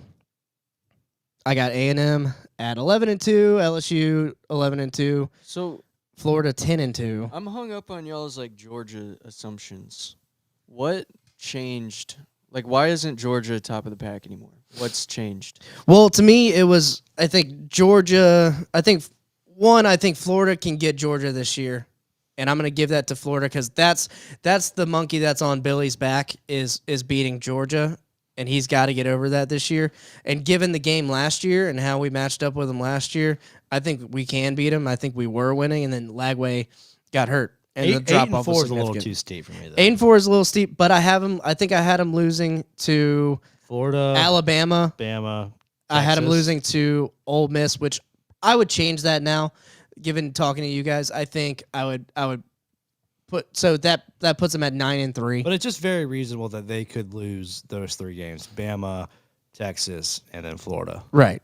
Yeah. It's very reasonable. I mean, yell at me all you want. Y'all can yell at me all you want. Casey says, if we lose to Wisconsin, I'll become an organ donor. Wait, why are you not an organ donor now? Yeah. You're supposed to be an organ donor. No, don't be. I want to change. Yeah, Don't be an organ donor. Don't be an organ donor. Don't do it. They'll kill you. Terrible idea. Yeah, they'll kill you.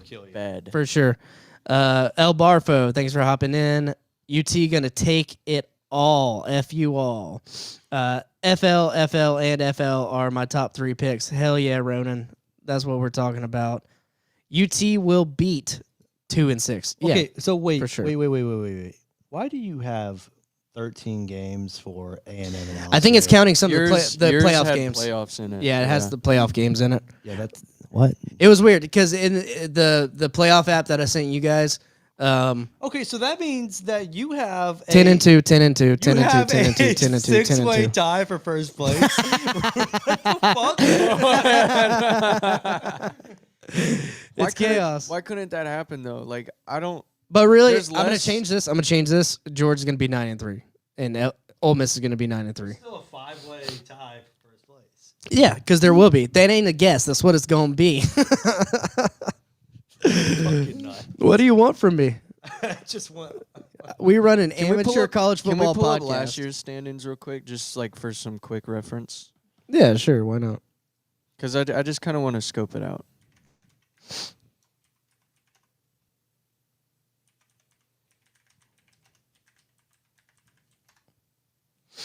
You guys just go completely silent while I do. Yeah, my computer bad, things. dude. I was watching you type.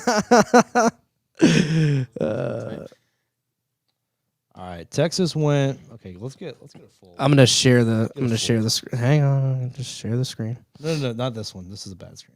It's only showing conference. Do you not want the conference? I want the full thing. I want the overalls and everything. Okay. Yeah. We'll look. We'll look. Let's see. Just look at just type in ESPN. Yeah. We try not to. Why is it going straight to the Georgia Tech Yellow Jackets? Yeah, That's we pretty know who crazy. you are. Yeah, sick yeah. I'm a Yellow big Jacket Yellow fan. Jacket guy. Yeah, standings. Sicko. SEC. Yeah, because I don't know. Is it just me or like. Okay. So it went. Oh, look, they're doing it too. No, it's got the full one over here to the right. Oh, does? Oh, yeah. There you go. They went. Texas was 7-1. Georgia was 6-2 with losses to Texas. Tennessee 6-2. Bama 5-3. LSU 5-3. Carolina 5-3. See, that's where I'm like, you can't be that unrealistic about Carolina this year because it's Yeah, they were right there last year. they were. And then that So was squeak A&M. by. So was A&M 5-3, baby. Yeah. I mean, they're all pretty close. I mean, A&M went 8-4 last year in the regular season with a loss to Notre Dame. So And Notre Dame ended up in the playoffs in the national championship. So, what are you gonna do? What are you gonna do? I don't know. I think a 6-way tie is reasonable. What the fuck's your problem? Stinch's tiers. LSU and Texas A&M as contenders. Boom, son. That's funny. Saddam's in timeout. Yeah, Stinch probably doesn't know shit, actually. Matt Stinchcomb. What a nickname, buddy. Who are you looking at? This guy Right over here, here, man. Stench. Stench as contenders. They are contenders. Both of these teams are contenders. Yeah, that's for sure. But All right. We gotta dive into the next thing. yeah, that's fine. We do an hour and a half topic on Well, that's a full episode. That is a full episode. That's why when you were like, let's do coach's hot seats, I was like, it's gonna be a 2-hour episode at least. That's fine. Yeah, let me get rid of all these.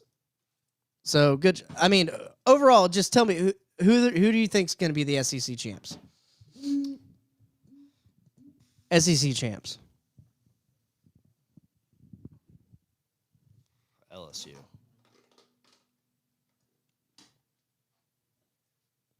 What? Why are you? I want to say Texas A&M so bad, dude, but I'm not gonna say Texas A&M. Shit, dude. I'm going LSU as well. I'm going Texas. I'm going Texas. I don't know. How are they getting there? You got. I don't know. I don't feel because y'all are making me doubt A&M now. They're gonna have to do like a tournament coin flip for your damn 6-way You know what? Fuck tie. you. I'm going A&M. We'll go A&M.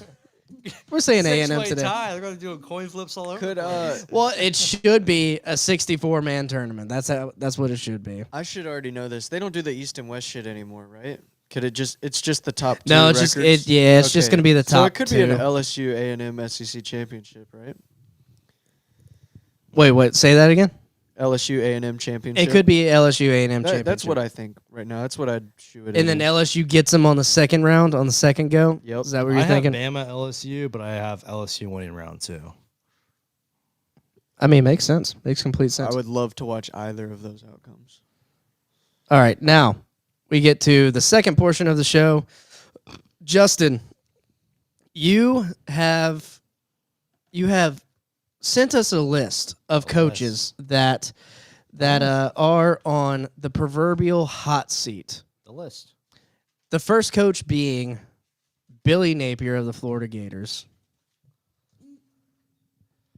Look, we know that Billy, the only reason he's still here now is Lagway.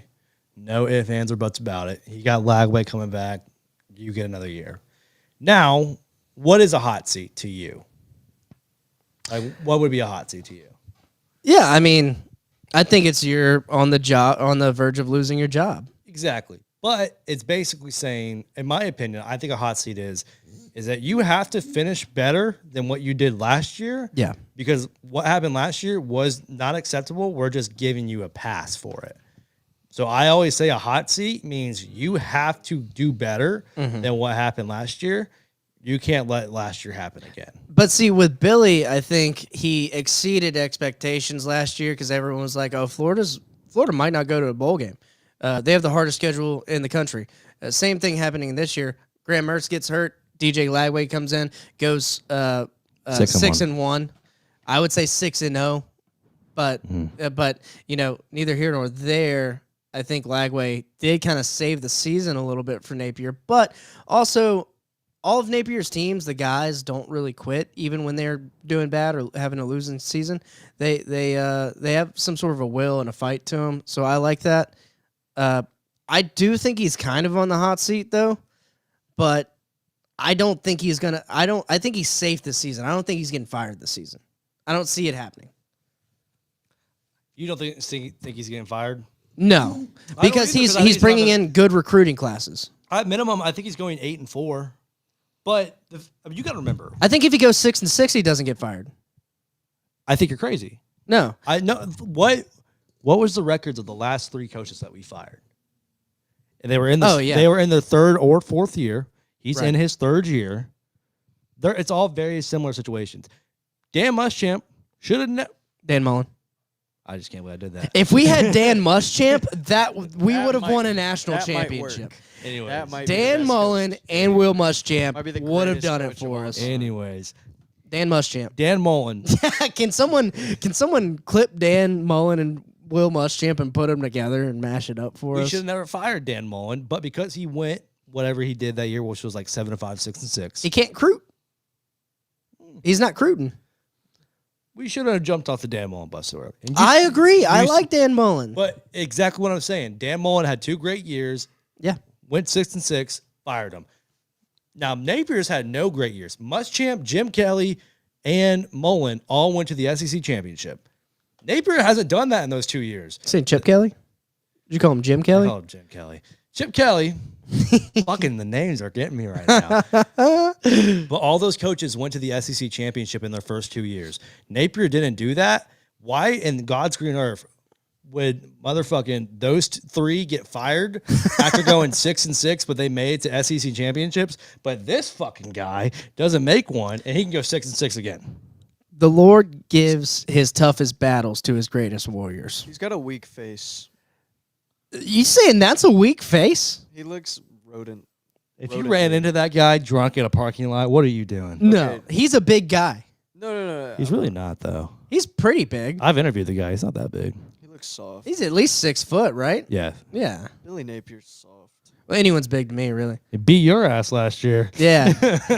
teams not soft. Teams put on muscle. You want to go on soft coaches, man. What about the table we thumper got- and Brian Kelly yeah, over we there got- in Baton Rouge? yeah, man. the rump man. the rump humper over there, Brian Dude Kelly. is the most unintimidating. We're going on soft coaches. This guy's talking over here. Yeah. Well, so I think here, and speaking of Brian Kelly, here's a take. I think the fan base. He's on the hot seat. The fan Okay, base. so are we diving into that right now? No, Yeah, no. I got a lot to say about that. A little foreshadowing for you. The fan base of Florida is behind Billy Napier more than the fan base of LSU is Yes. behind Brian Kelly. 100%. Yeah. All right. Now, So what the fuck then, Justine? with what the fans are behind Billy because of DJ, but Well, he's also bringing in other guys too. no, the thing is we can get behind a coach if there's a big name quarterback. Kelly, Mullen, outside Kyle Trask, but as soon as Kyle Trask left, it was like we got to get this guy out of here. We got to get him out of here. He can't be here no more. When you don't have that big name quarterback under your belt, you got to go if you are not winning, and that's how Florida operates. I mean, I see what you're saying. I think okay. Overall, he keeps his job this season. We think Florida's gonna have I a think he's decent going to be season. successful this year. But Yeah. if he goes 6-6, they're going to Yeah, fire he's him out. because look what they've done the past 3 coaches. That's a good argument historically. Historically, that's a good argument. I mean, they made it to SEC championships, and they did that. They got fired. Napier didn't even make it to SEC championships. If he did that, he would have to go. All right. This is one that's interesting to me. Former Penn State defensive coordinator Brent Pry, now at VTech. He's got 2 tough games to start the season. And for non-conference scheduling SEC like that back-to-back, pretty rough. Yeah, Pretty and rough. I haven't dove into Virginia Tech's schedule, but people are not excited about Virginia Tech, which doesn't look good, right? I know this. When I was a young boy, there was a lot of VTech fans. Like, I would see VTech flags. People had VTech keychains. There was a couple VTech fans at my church. Well, that was Beamer Ball. I think that was because of the Nah. shooting. Oh, yeah, that might be. No, but, like, I did, for real. I knew, like, 2 different families that were VTech fans. And nowadays, it's like no one you don't hear a lick about VTech football, bro. There's nothing. Okay, so South Carolina loss, Vanderbilt, we're saying loss, Old Dominion win, Wofford win, NC State loss. Maybe you might know more about it. We'll give him win at NC State. We'll give him win at NC Wake State. Forest win. Georgia Tech loss. Yes, I'm 4-3, so we're 4-3, 5-3, 5-4. At Florida State. I really don't know there. I would say Florida State wins. Just We got to off make feeling. sure they're not the same team as last Let's year. say this: if they lose NC State, beat Wake Forest, and lose to Georgia Tech, and then let's say they drop Cal, he's gone. I think they lose their last 2. Not sure about Virginia yet. Haven't done some scouting on Virginia. So Yeah, 7-5 at best. Yeah, that's where I'd have to go. do you think he's still there at 7-5? It's hard to tell. Like VTech really can't have high expectations. They're not outside of Inner Sandman. What's buying there? You know. Yeah. Yeah, I don't know. I will like college football when Virginia Tech's good. Same. You know? Inner Sandman intro should mean something. Give it to a school that's good if you're not going to use it, right? Right.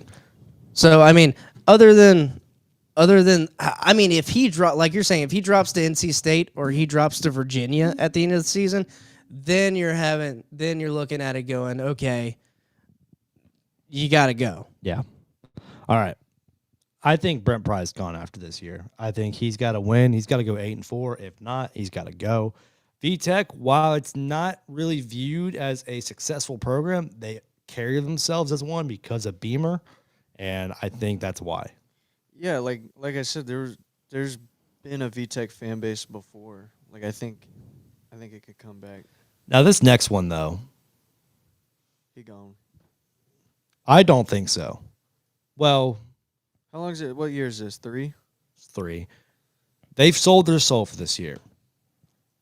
Explain why Yeah, they what do you- sold you their keep soul saying because that, but I'm I still don't- setting it They've up. bought everything. They went and got Jackson Arnold. They have 2 top 10 receivers in the conference. You're saying like portal wise, they spent a bunch of. Spent a bunch of money. They have definitely been building over the years. They had a lot of injuries last year. Yeah. For is viewed as selling your soul. You are all in on this year to make it be successful. I don't view Hugh as a coach that takes it serious. Now, if he goes out there and he's like 4-2, 5-2, yeah, that's a different story. And we all know if you end the season beating Bama, that's automatically an extra year on the job. We all know that. What do you mean he doesn't take it seriously? He plays golf like a motherfucker. Dude, anyone that's like. What do you mean he doesn't take it seriously? I love this clip. Have you seen this yet? Maybe. We'll turn this up all You're the taking way. it pretty serious to me. This is gonna loop a couple times. You need length and girth in this league. You need length and girth in this league. You need some length You and need girth, length Justin. and girth. He's talking in about this the players. And this penises. link, obviously, he's talking about penises, He's Justin. talking about SEC dick. SEC dick. What's the It just means more. What's the recruiting process for that, by the way? The length and girth. He just has a clipboard with length and girth on it. He goes, check, you're in, buddy. Now let me see that cock. He's got one of those like Taylor tools where it's like got the numbers on it. Measures your shit. Yeah, yeah, length and girth. Yeah, we'll go back to B-roll. It is. Auburn B-roll. I know it happened a long time ago, but it does mean something. Like he was calling prostitutes on the company phone and like having sex with them in the office. Like Hey, that guy's head. sex is probably, workers. Come on My now. bad. That guy's head probably isn't as in it as like that. That's a fair. He's also a assessment. scratch golfer, which tells you a lot. If you're able to coach college football and be a scratch golfer, that means you're not coaching college football that well. You shouldn't be able to be golfing that much to be a scratch golfer. But I bet he also has a handicap. It's not like he's scratch. He's probably got like, I don't know, maybe he is a scratch golfer. It's reported that he is. Like he is the best coach in the SEC Okay. when it comes to golf. All right. I thought didn't Urban Meyer and like Billy Napier win some tournament, like the SEC golf tournament or whatever? That's cool. Yeah. Might have been Mike Norvell. I think it was like Urban Meyer and Mike Norvell or something like that. I know when. Also, not that good at football last year. I know there was a tracker for it was Barack Obama and Tiger Woods. Why would you go play golf in Tallahassee? Horrible. Yeah, that's a terrible place. Now, Auburn's got some great courses. Now, there's one course in Tallahassee that I did enjoy playing. So does Oxford. Southwinds. It's kind of modeled after St. Andrews. It was nice. I don't know if it's still there though. I want to get into golf. So Hugh Freeze though. Hugh Freeze. Oh, we can take you golfing. We'll go golfing, baby. But Hugh Freeze, is he here at the end of the season? I don't think so. Based on your record, of course not. Mine, yes, he would be. Okay.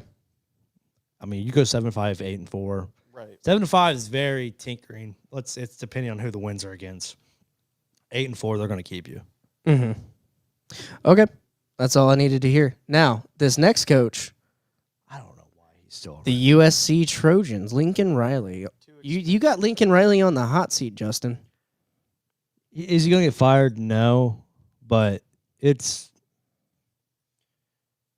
just annoying that this guy gets away with it so much, right? He never gets fired. He never gets fired. He's a Heisman Trophy, like a Heisman Trophy modeling coach. He models players into Heisman Trophy winners. I don't give a shit about individual awards. I care about winning national championships and playoff games, which he's never done either of those things. Did lose to Tulane. That- Lose to Tulane in a bowl game though. But could this be a breakout year for USC? Off what? I mean, what would be the reason? They don't have Miller Moss anymore. No.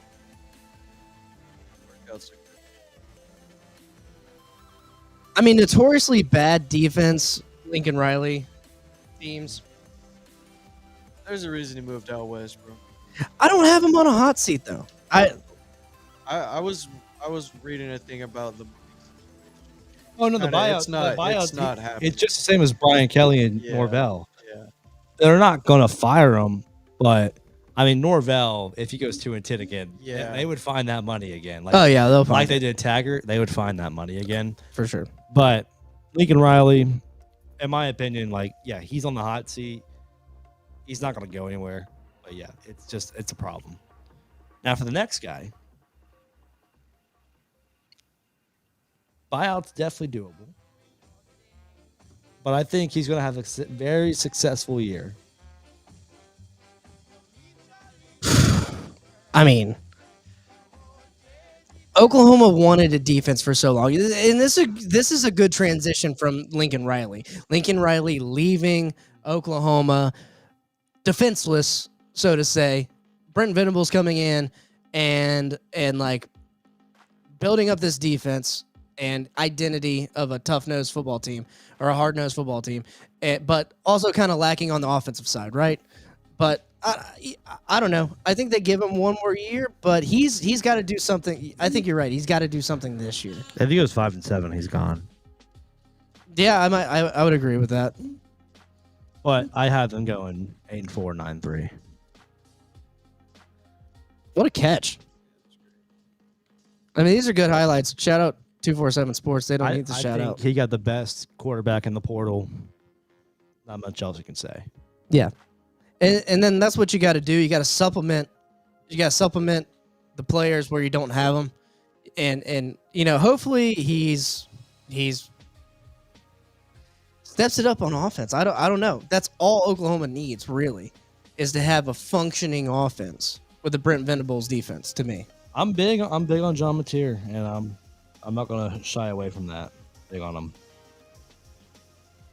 so at the end of the year, is Brent Venables still here? Yes. I agree. I think he's still here. I don't think Oklahoma has a reason to panic right now. I think they're going to have a better year than they did last year. If they take the end of the season and start off the season like that, then we're talking about a potential what's the word for it? Potential fucking not underdog, but a season ruiner. Good fucking, yeah. A good fucking they're going to be a season ruiner for some of these teams. Good fucking. Namely Texas. Good fucking. Good fucking. They're good. They're going to be a good fucking team. A good fucking. I think Oklahoma beats Texas though. I'll sit on that. Yeah. You're firm on that. Firm. Length and girth. Won't change. Not changing. Here's a weird one we didn't talk about beforehand, but it just kind of came to mind. What about Sam Pittman? Oh yeah, I didn't even put him on the list because I'm like he's gone either way. Yeah, you think Yeah. They're going 3-9. Like he's gone. Like these are guys that can compete this year. When it comes to your Sam Pittmans, I'm like, I'm not going to waste my breath because they're gone. Old big titty Pittman. Trevor says Miller Moss got benched, and he said LSU fans are the only people in college football world that aren't constantly shit talking BK. Well, so this is what I was gonna get to on BK. There's two types of LSU. There's like football fans, and then there's like black people from Louisiana. And the random like black people from Louisiana hate Brian Kelly. They do not like him because he is a corny ass white dude and he hasn't won anything yet. Whereas like Les Miles was like kind of weird. He ate grass and like clapped funny, had some swag. Ed Orgeron was like through and through. Everyone was like, oh, he's like a real Cajun. Like everyone liked him. Brian Kelly, he came in, he did the fake Cajun accent, which pissed everyone off like crazy. Oh, Like, well, that was so bad. that was bad, dude. That pissed everyone off really bad. Yeah. So are we hopping to Brian Kelly now? Yeah, we can talk about Brian Kelly for a second. Okay, cool. All right, you go. You keep going. Yeah. No, you're good. It's just like he's got a lot of like non-football factors going against him as far as fan base wise, because he's like the antithesis of like Louisiana. Like Louisiana has its own like culture. Like the white people there are like different. That's what everyone says. Like, oh, Louisiana white people be different. Mm-hmm. It is kind of true in a way, and Brian Kelly is like the antithesis of that. He's a guy that like he's like a security guard. Like that's his vibe. You know what I mean? That's a perfect way of describing Brian Kelly. All right. I mean, come on, dude. Like, He has a Baton great Rouge- football mind. Great football mind. great football mind. Like, I love offensive linemen and tight ends that he produces, but it's like He's checking out you this tight are- end right here. Yeah, like, dude, you are not gonna win over that guy at all. Did this guy commit to you guys, or did he go somewhere he else? flipped. Yeah. No, like He said, confirmed. "Man, dog." Because I remember this. I remember that everyone was like, "Man, what the fuck?" Yeah. This was like first season though. So that's why I think when you talk about like the fan hot seat, like with fans and stuff, like that's the one thing he definitely has going against him. But they should have just made the platform bigger. yeah, The all spinning around- platform has to be bigger. Also, just whose idea was it? Like I don't know, dude. The cameraman was working for Florida or Texas A&M. The cameraman for sure was on the inside. All right. So when it comes to BK, though, all right. In 2010, got to Notre Dame. From 2010 to 2021, he had 0 major bowl wins. Notre Dame, 0 major bowl wins. LSU had 4. Got to LSU in 2021. Since then, 2022 to 2024, major bowl wins for LSU, 0. 3 for Notre Dame. Mhm. Been gone for 3 years, and they've already got three more than they ever did Yeah. with him. Yeah. That's a problem. Don't you? Okay, to play devil's And now advocate. you could say, Also, Don't you think he Trevor was, like, says recruits and their families are black and seem to like him yeah, okay, because he dude. code Yeah, switches. 'cause You know, he'd be code switching. Yeah, but also it's different when he flies your family to Baton Rouge to like tour the camp. Like you're gonna like it's different. But like random people who see the dancing clip and be like, oh hell no, like I'm still mad at you guys for firing Ed O. no, Yeah. Ed, what are you talking about? He is Louisiana State. here's the thing. He made 1 natty. He got fucking It had blown. nothing to do with him. Arguably the best college football team of all time. No debate. Which one? The 2019 LSU Tigers. Oh, yeah. But he made 1 natty. I'm talking about BK. Made 1 natty, got blown out the fucking stratosphere. Mhm. Then made 2 college football playoffs, and he got blown out by Clemson, got beat by 3 scores by Bama. And, you know, the thing is, you could say, like, major bowl wins don't really matter. I'd rather play for a natty. But the thing is, those are big games. You got to win your big games. You're going to be a good coach. That's the reason why we're going to talk about James Franklin a little bit, right? He's not going to get fired, but he doesn't win big games. I've never been a fan of ND, but making the postseason, it always screams that they shouldn't have been there because he never won those big games. The one time he actually did make the natty, I mean, what happened? Bama blew him out by 35, I think. It's not a pick and choose stat. I know when you look at just bowl games, it might be pick and choose, but it's a very honest description of who he is as a coach and that he's not going to finish on a high note. He does not finish the high note, doesn't win conference championships, doesn't win playoff games. And that's why, like, when it comes to BK, now I'm not saying that this year they can't do that.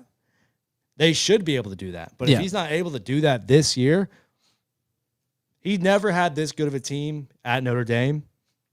There's no reason why that this team can't be his best one that he's had in 15 years. If he's not able to do it this year, I just think he's not ever going to be the guy. He's never going to win a natty. He's never going to win a postseason game. He's just never going to do it. That's my mentality in BK. He doesn't win the big games at the end of the year. He's beaten Bama, which is great. That gave y'all a lot of hype.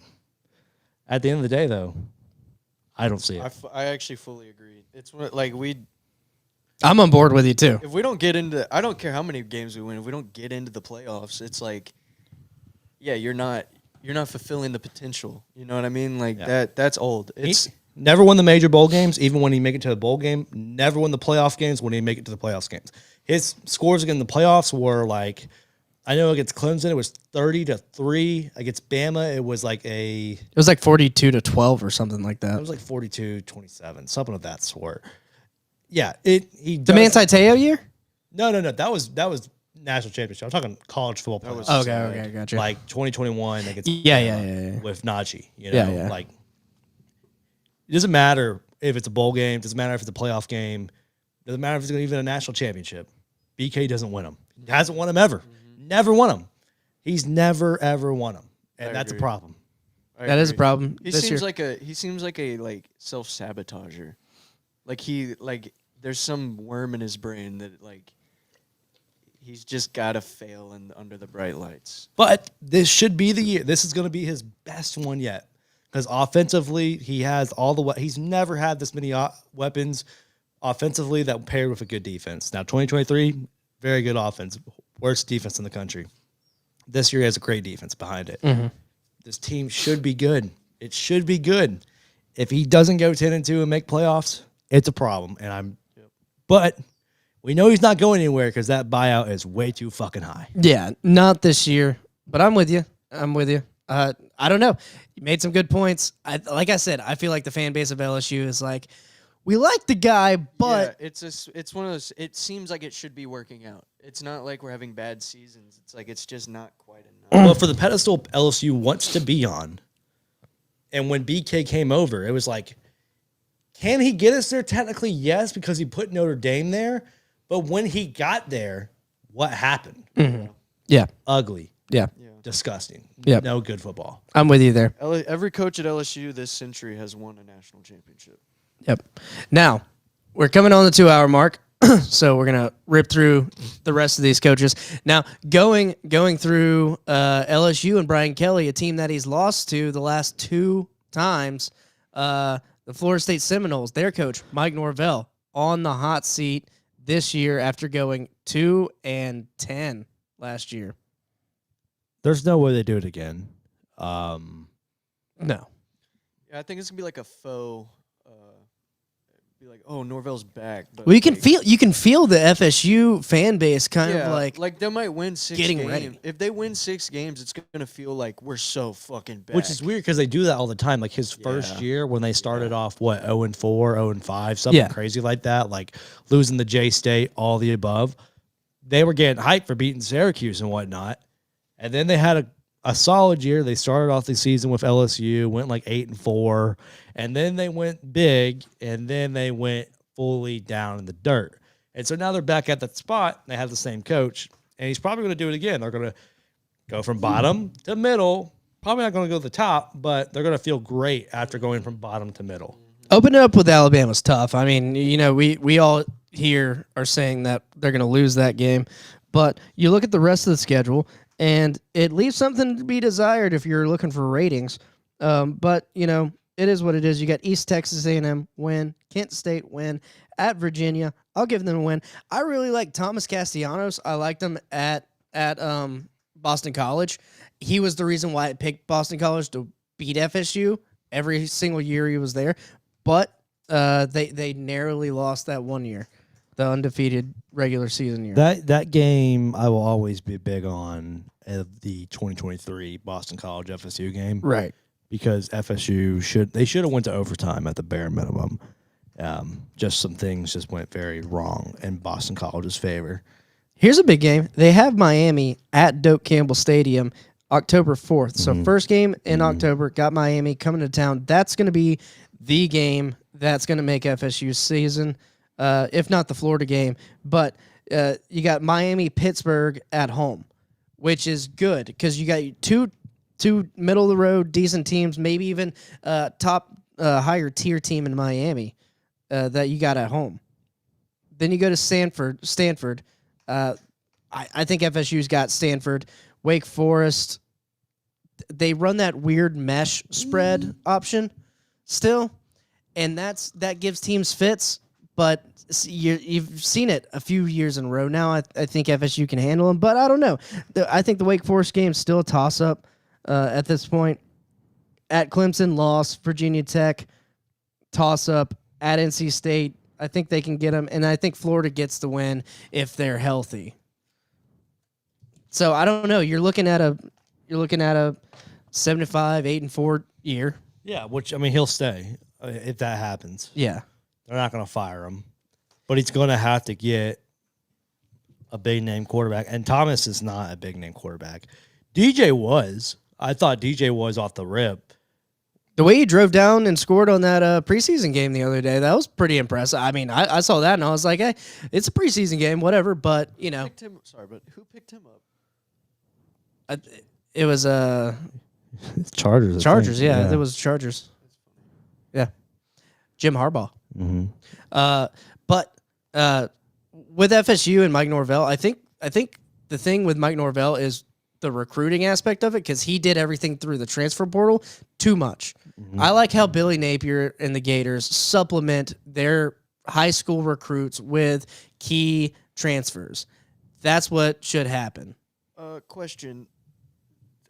Dabo, is he still not taking transfers? How do we feel about that? Does that affect, like, are we going to see them eventually take a downturn? Like, do you have to take Last year was the downturn. Yeah. I mean, that was the downturn last year. 'Cause that's something I've been thinking about, too, with the LSU Clemson game is, like, no transfers is that a factor? You know what I mean? He's built the team again. The defense is good. The wide receivers are good. Cade, it's make or break with him. Yeah, You know, the guy is playing his third third year. year. I think it's his third year. Could be. You might be right. It What could year be did fourth. Davis get married? That was Sorry, 2022. Yeah. Yeah, Cade played Davis's wedding day. Yeah. This will be year 4. Okay. It's a weird thing, I know, but that's how I remember him. That's how guys Yeah. work, man. That's Yeah, how I that's remember good. him. He played 2022 because DJ played like crap. Played 2022 against Syracuse. Yep. You're right. Yep. Yeah, he came in and kind of took over that job from DJ, which, yeah, maybe he was the right guy, but I do think you need to keep recruiting high school strong to build those guys that are gonna commit to your school for those 2 to 3 years now, right? It's not gonna be 4 years. That's unreasonable at this point. But Mike Norvell just took an ungodly amount of transfers, and I think that's been the problem with FSU. They haven't been able to keep a culture there. No, not even a little bit. So I don't know if he changes that, but it does seem like he's brought in some transfers. They're buying in. I have looked at some of their fall camp.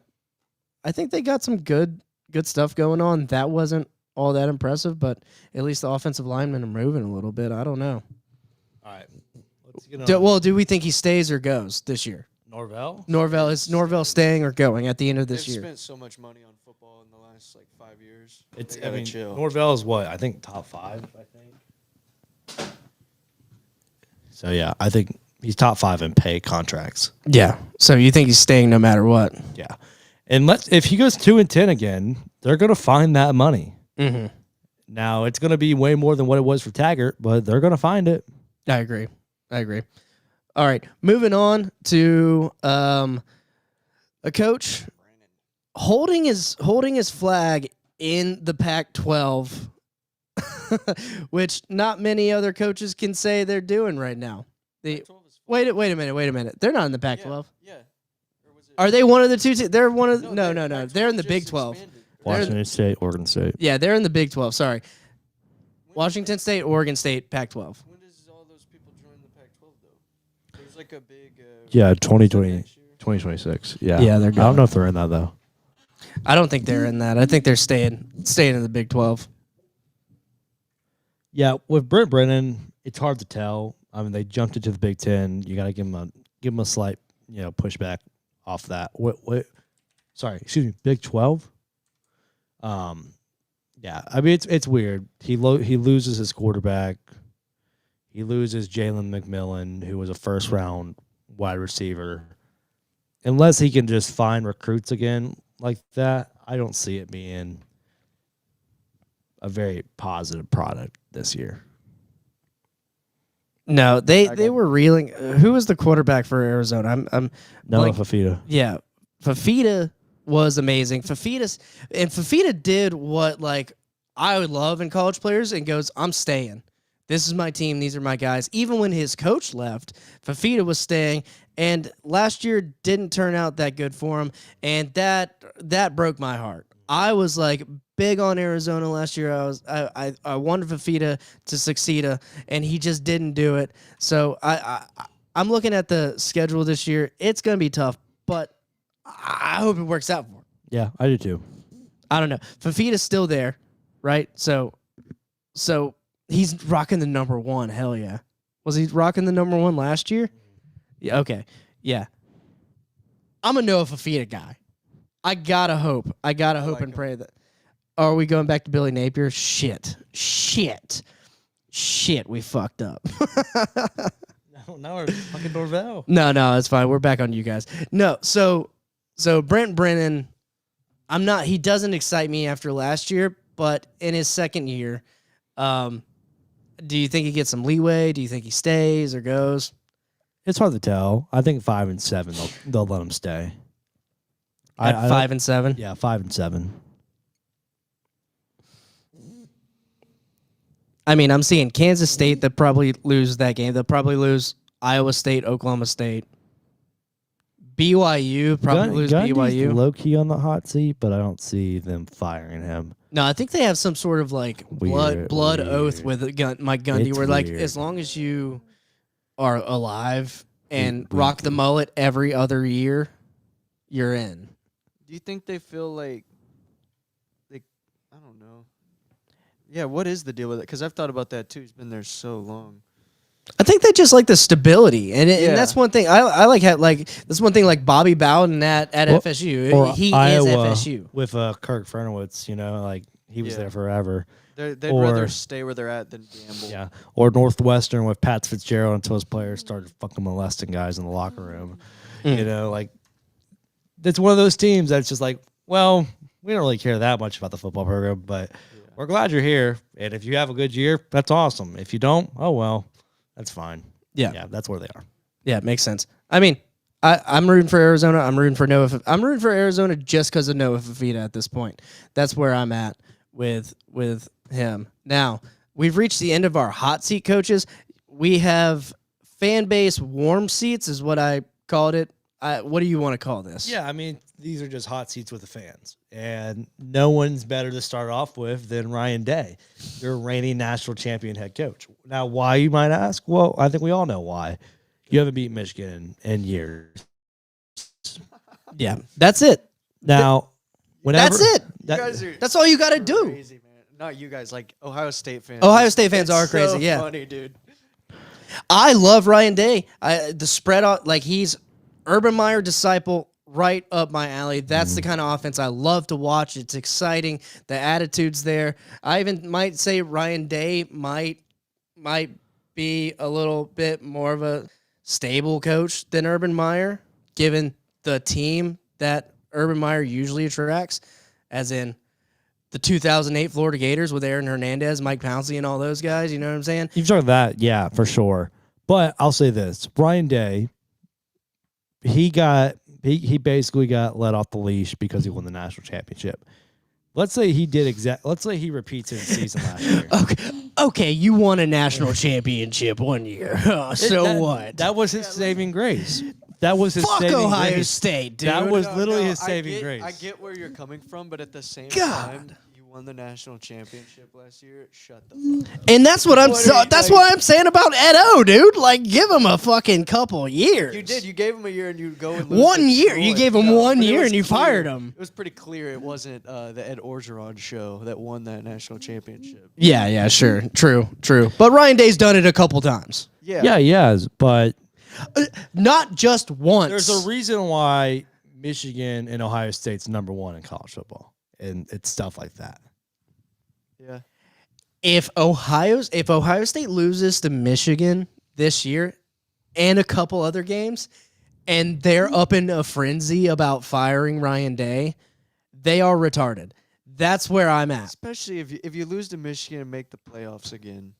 Even if you lose first round of playoffs or whatever. Like, dude. No, here you shut go. They beat Texas and they lose to Penn State and Michigan, and then they're like, he's got to go. He's got to go. I'm okay if they lose to Penn State because they haven't lost to Penn State in 9 years. A minute, yeah. 9 years. But Michigan, that's got to be fixed. And last year was the year to fix it. They had the all-time bad team. It was their worst team since COVID. Yeah, what's the deal with that? Why can't he beat Michigan? Is it just the nerves of It's the the game? monkey Is that on the what shoulder, it is? yeah. It's monkey on the shoulder. But so the last time that Ohio State would have beat Michigan was COVID year, but Michigan bailed out of the game because of COVID. But the last time that Ryan Day beat him was a long, long, long time ago. And that's a problem. If he doesn't win this year, it's going to be over 5 years since Ohio State's beat Michigan. What? Yeah. Okay, that's pretty crazy. That's a big fucking problem. Yeah. That's a No, big fucking problem. Okay, so that's like if LSU hadn't beat your biggest. Who's LSU's biggest rival? Alabama. Well, to them, it's Alabama.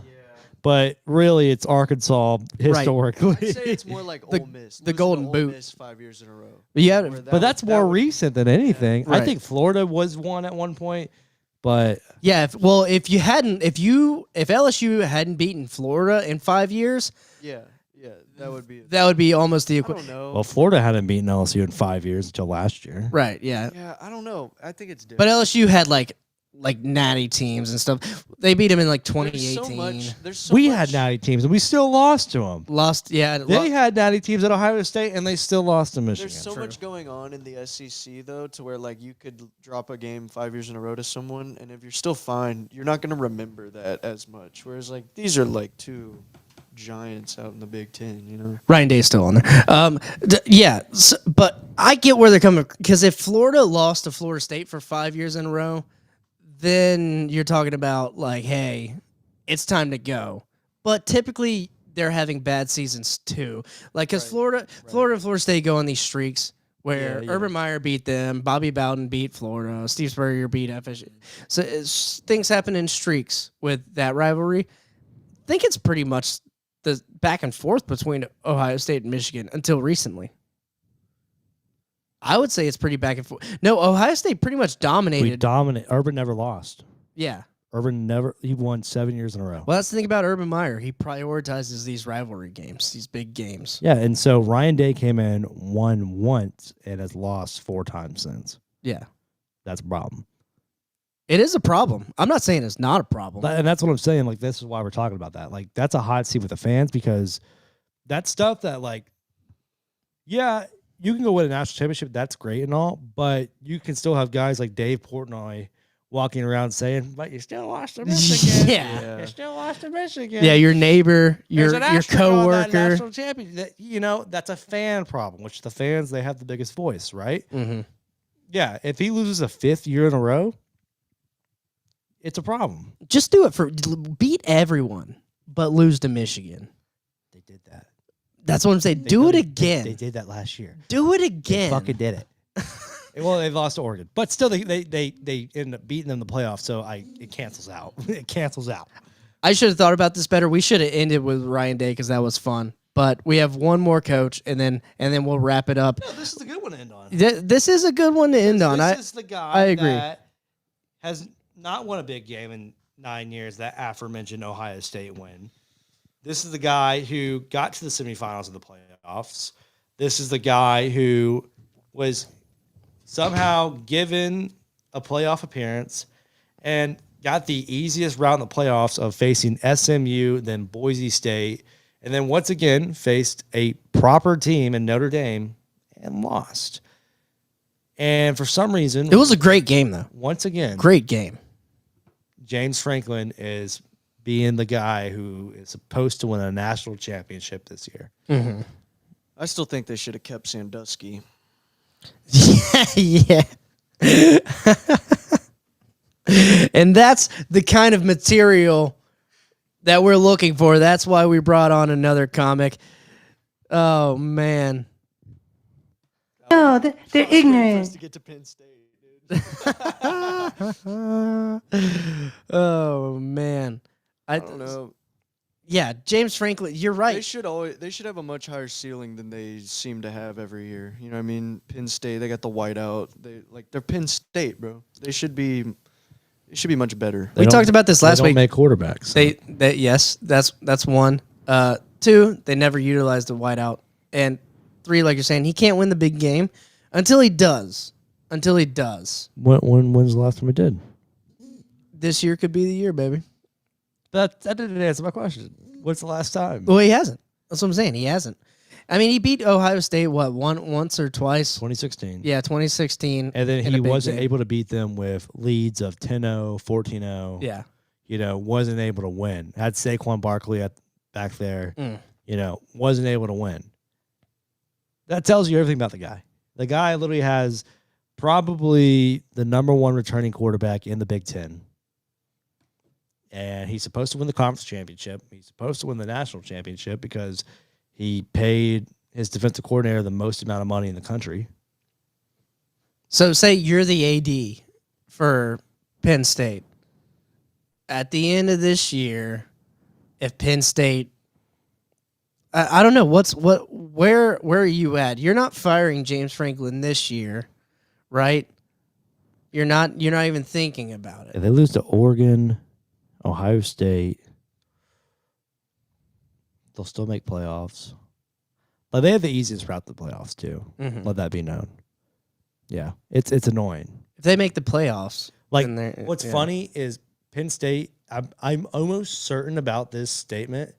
If you were to put a 12 team in the last 10 years for every year, Penn State would have the easiest route to the playoffs every year because they have one or two games that are big, they lose them, but then again, they're still 10-2 at the end of the year, and they would make playoffs either way.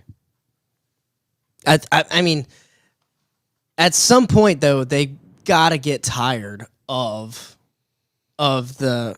But how can you of get the- tired of that? It's weird, right? Yeah, How can you get tired of 9-3, 10-2 every year? yeah. I would. can't. I don't You know if can't. I would. You kind of can't, Right.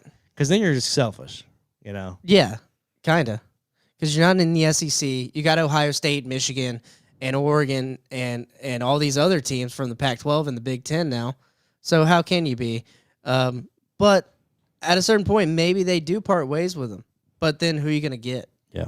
I don't know. Logan, what do you think? I think it's the same thing we're talking about, like OK State and stuff, where it's like you could gamble and get someone that elevates your program, but more than likely they're not going to do what you've done. You Right. know what I mean? Like maybe you could go find someone that figures out how to not only do what you've been doing, but then raise the bar. Like, I don't know,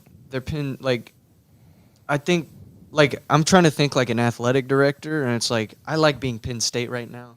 Let's not gamble that. Let's not become, like, dog shit. You know what I mean? Like, let's just chill right here.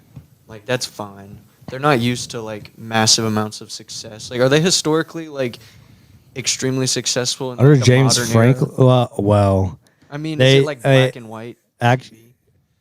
yeah, they actually technically had the greatest coach of all time until Bear and Saban. Joe Pa. Well, Yeah. see, that's what I'm saying. Like, shit people remember, like, from their lifetime. Like, they're not... People, there's not, like, a glory days. So, like, they're... In our they're- lifetime, no. Yeah, that's what I'm saying. So they're okay with But where they are. Joe Pa, man, that's Yeah. that's a go. Yeah, I don't give a fuck what happened in this program. That guy's Dude, I don't know shit about that. I gotta go learn it about was Joe Pa. it's a pretty dark story. But Well, really? when you're talking about best songs of all time, Michael Jackson, "Man in the Mirror," it's up there in the top 100 somewhere, bro. I'll say that. Penn State, yeah, they are used to success, but Joe Pa wasn't out there winning every national championship like Bear and Saban. He was doing exactly what James Franklin did, which was your Damn, that's a good point. I never thought of that. he was I never thought of yeah, it like that. He was your 8-2. He back did then. win 2 national championships. Yeah, but he was there for 45 fucking years. Well, yeah. I mean, I hope you would. I think he did it in the 80s and then one time in the 90s, right? In 91 maybe. I think maybe 1990. When you break it down like that, James Franklin and Joe Pa are very similar. Just James Franklin hasn't broken into the natty threshold yet. Yeah. Which will he ever? But we're talking modern day college football. This is the proper view that you should have on a guy like James Franklin. Yeah. There's no reason why it should be viewed as, well, 40 years of success. He'll win 1 or 2. It's like the high school football coach in the area, right? He'll win 1 or 2 state championships. Once every 2 decades. I think next week we break down the Big Ten and then we kind of do a little dive on Penn State. And we see this could be the year that they get there. No? All right, no. I mean, like I said, Ohio State has spotted them 10-0, 14-0. They still fucking blow it every time. Well, we'll see. Speaking of whether Penn State's going to be in the playoff or not, On 3 Sports, I do like On 3 Sports, posted this. This is the coaches poll, though. This isn't the On 3 poll. They got Texas at number 1. So this is the coaches poll, top 25 via USA Today. Texas number 1, Ohio State number 2, and right there at number 3, Penn State. Georgia 4, Notre Dame 5, Clemson 6, so Oregon 7, Alabama 8, LSU 9, Miami 10.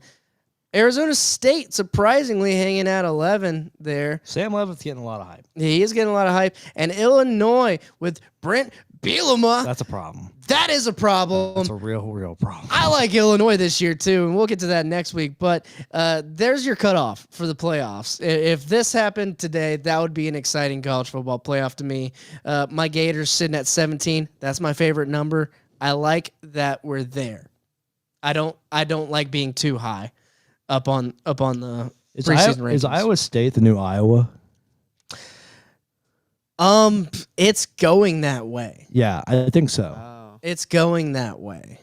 But Iowa is working on their offense. They brought an offensive coordinator in last year. We saw their offense improve. And always, as always, solid defense.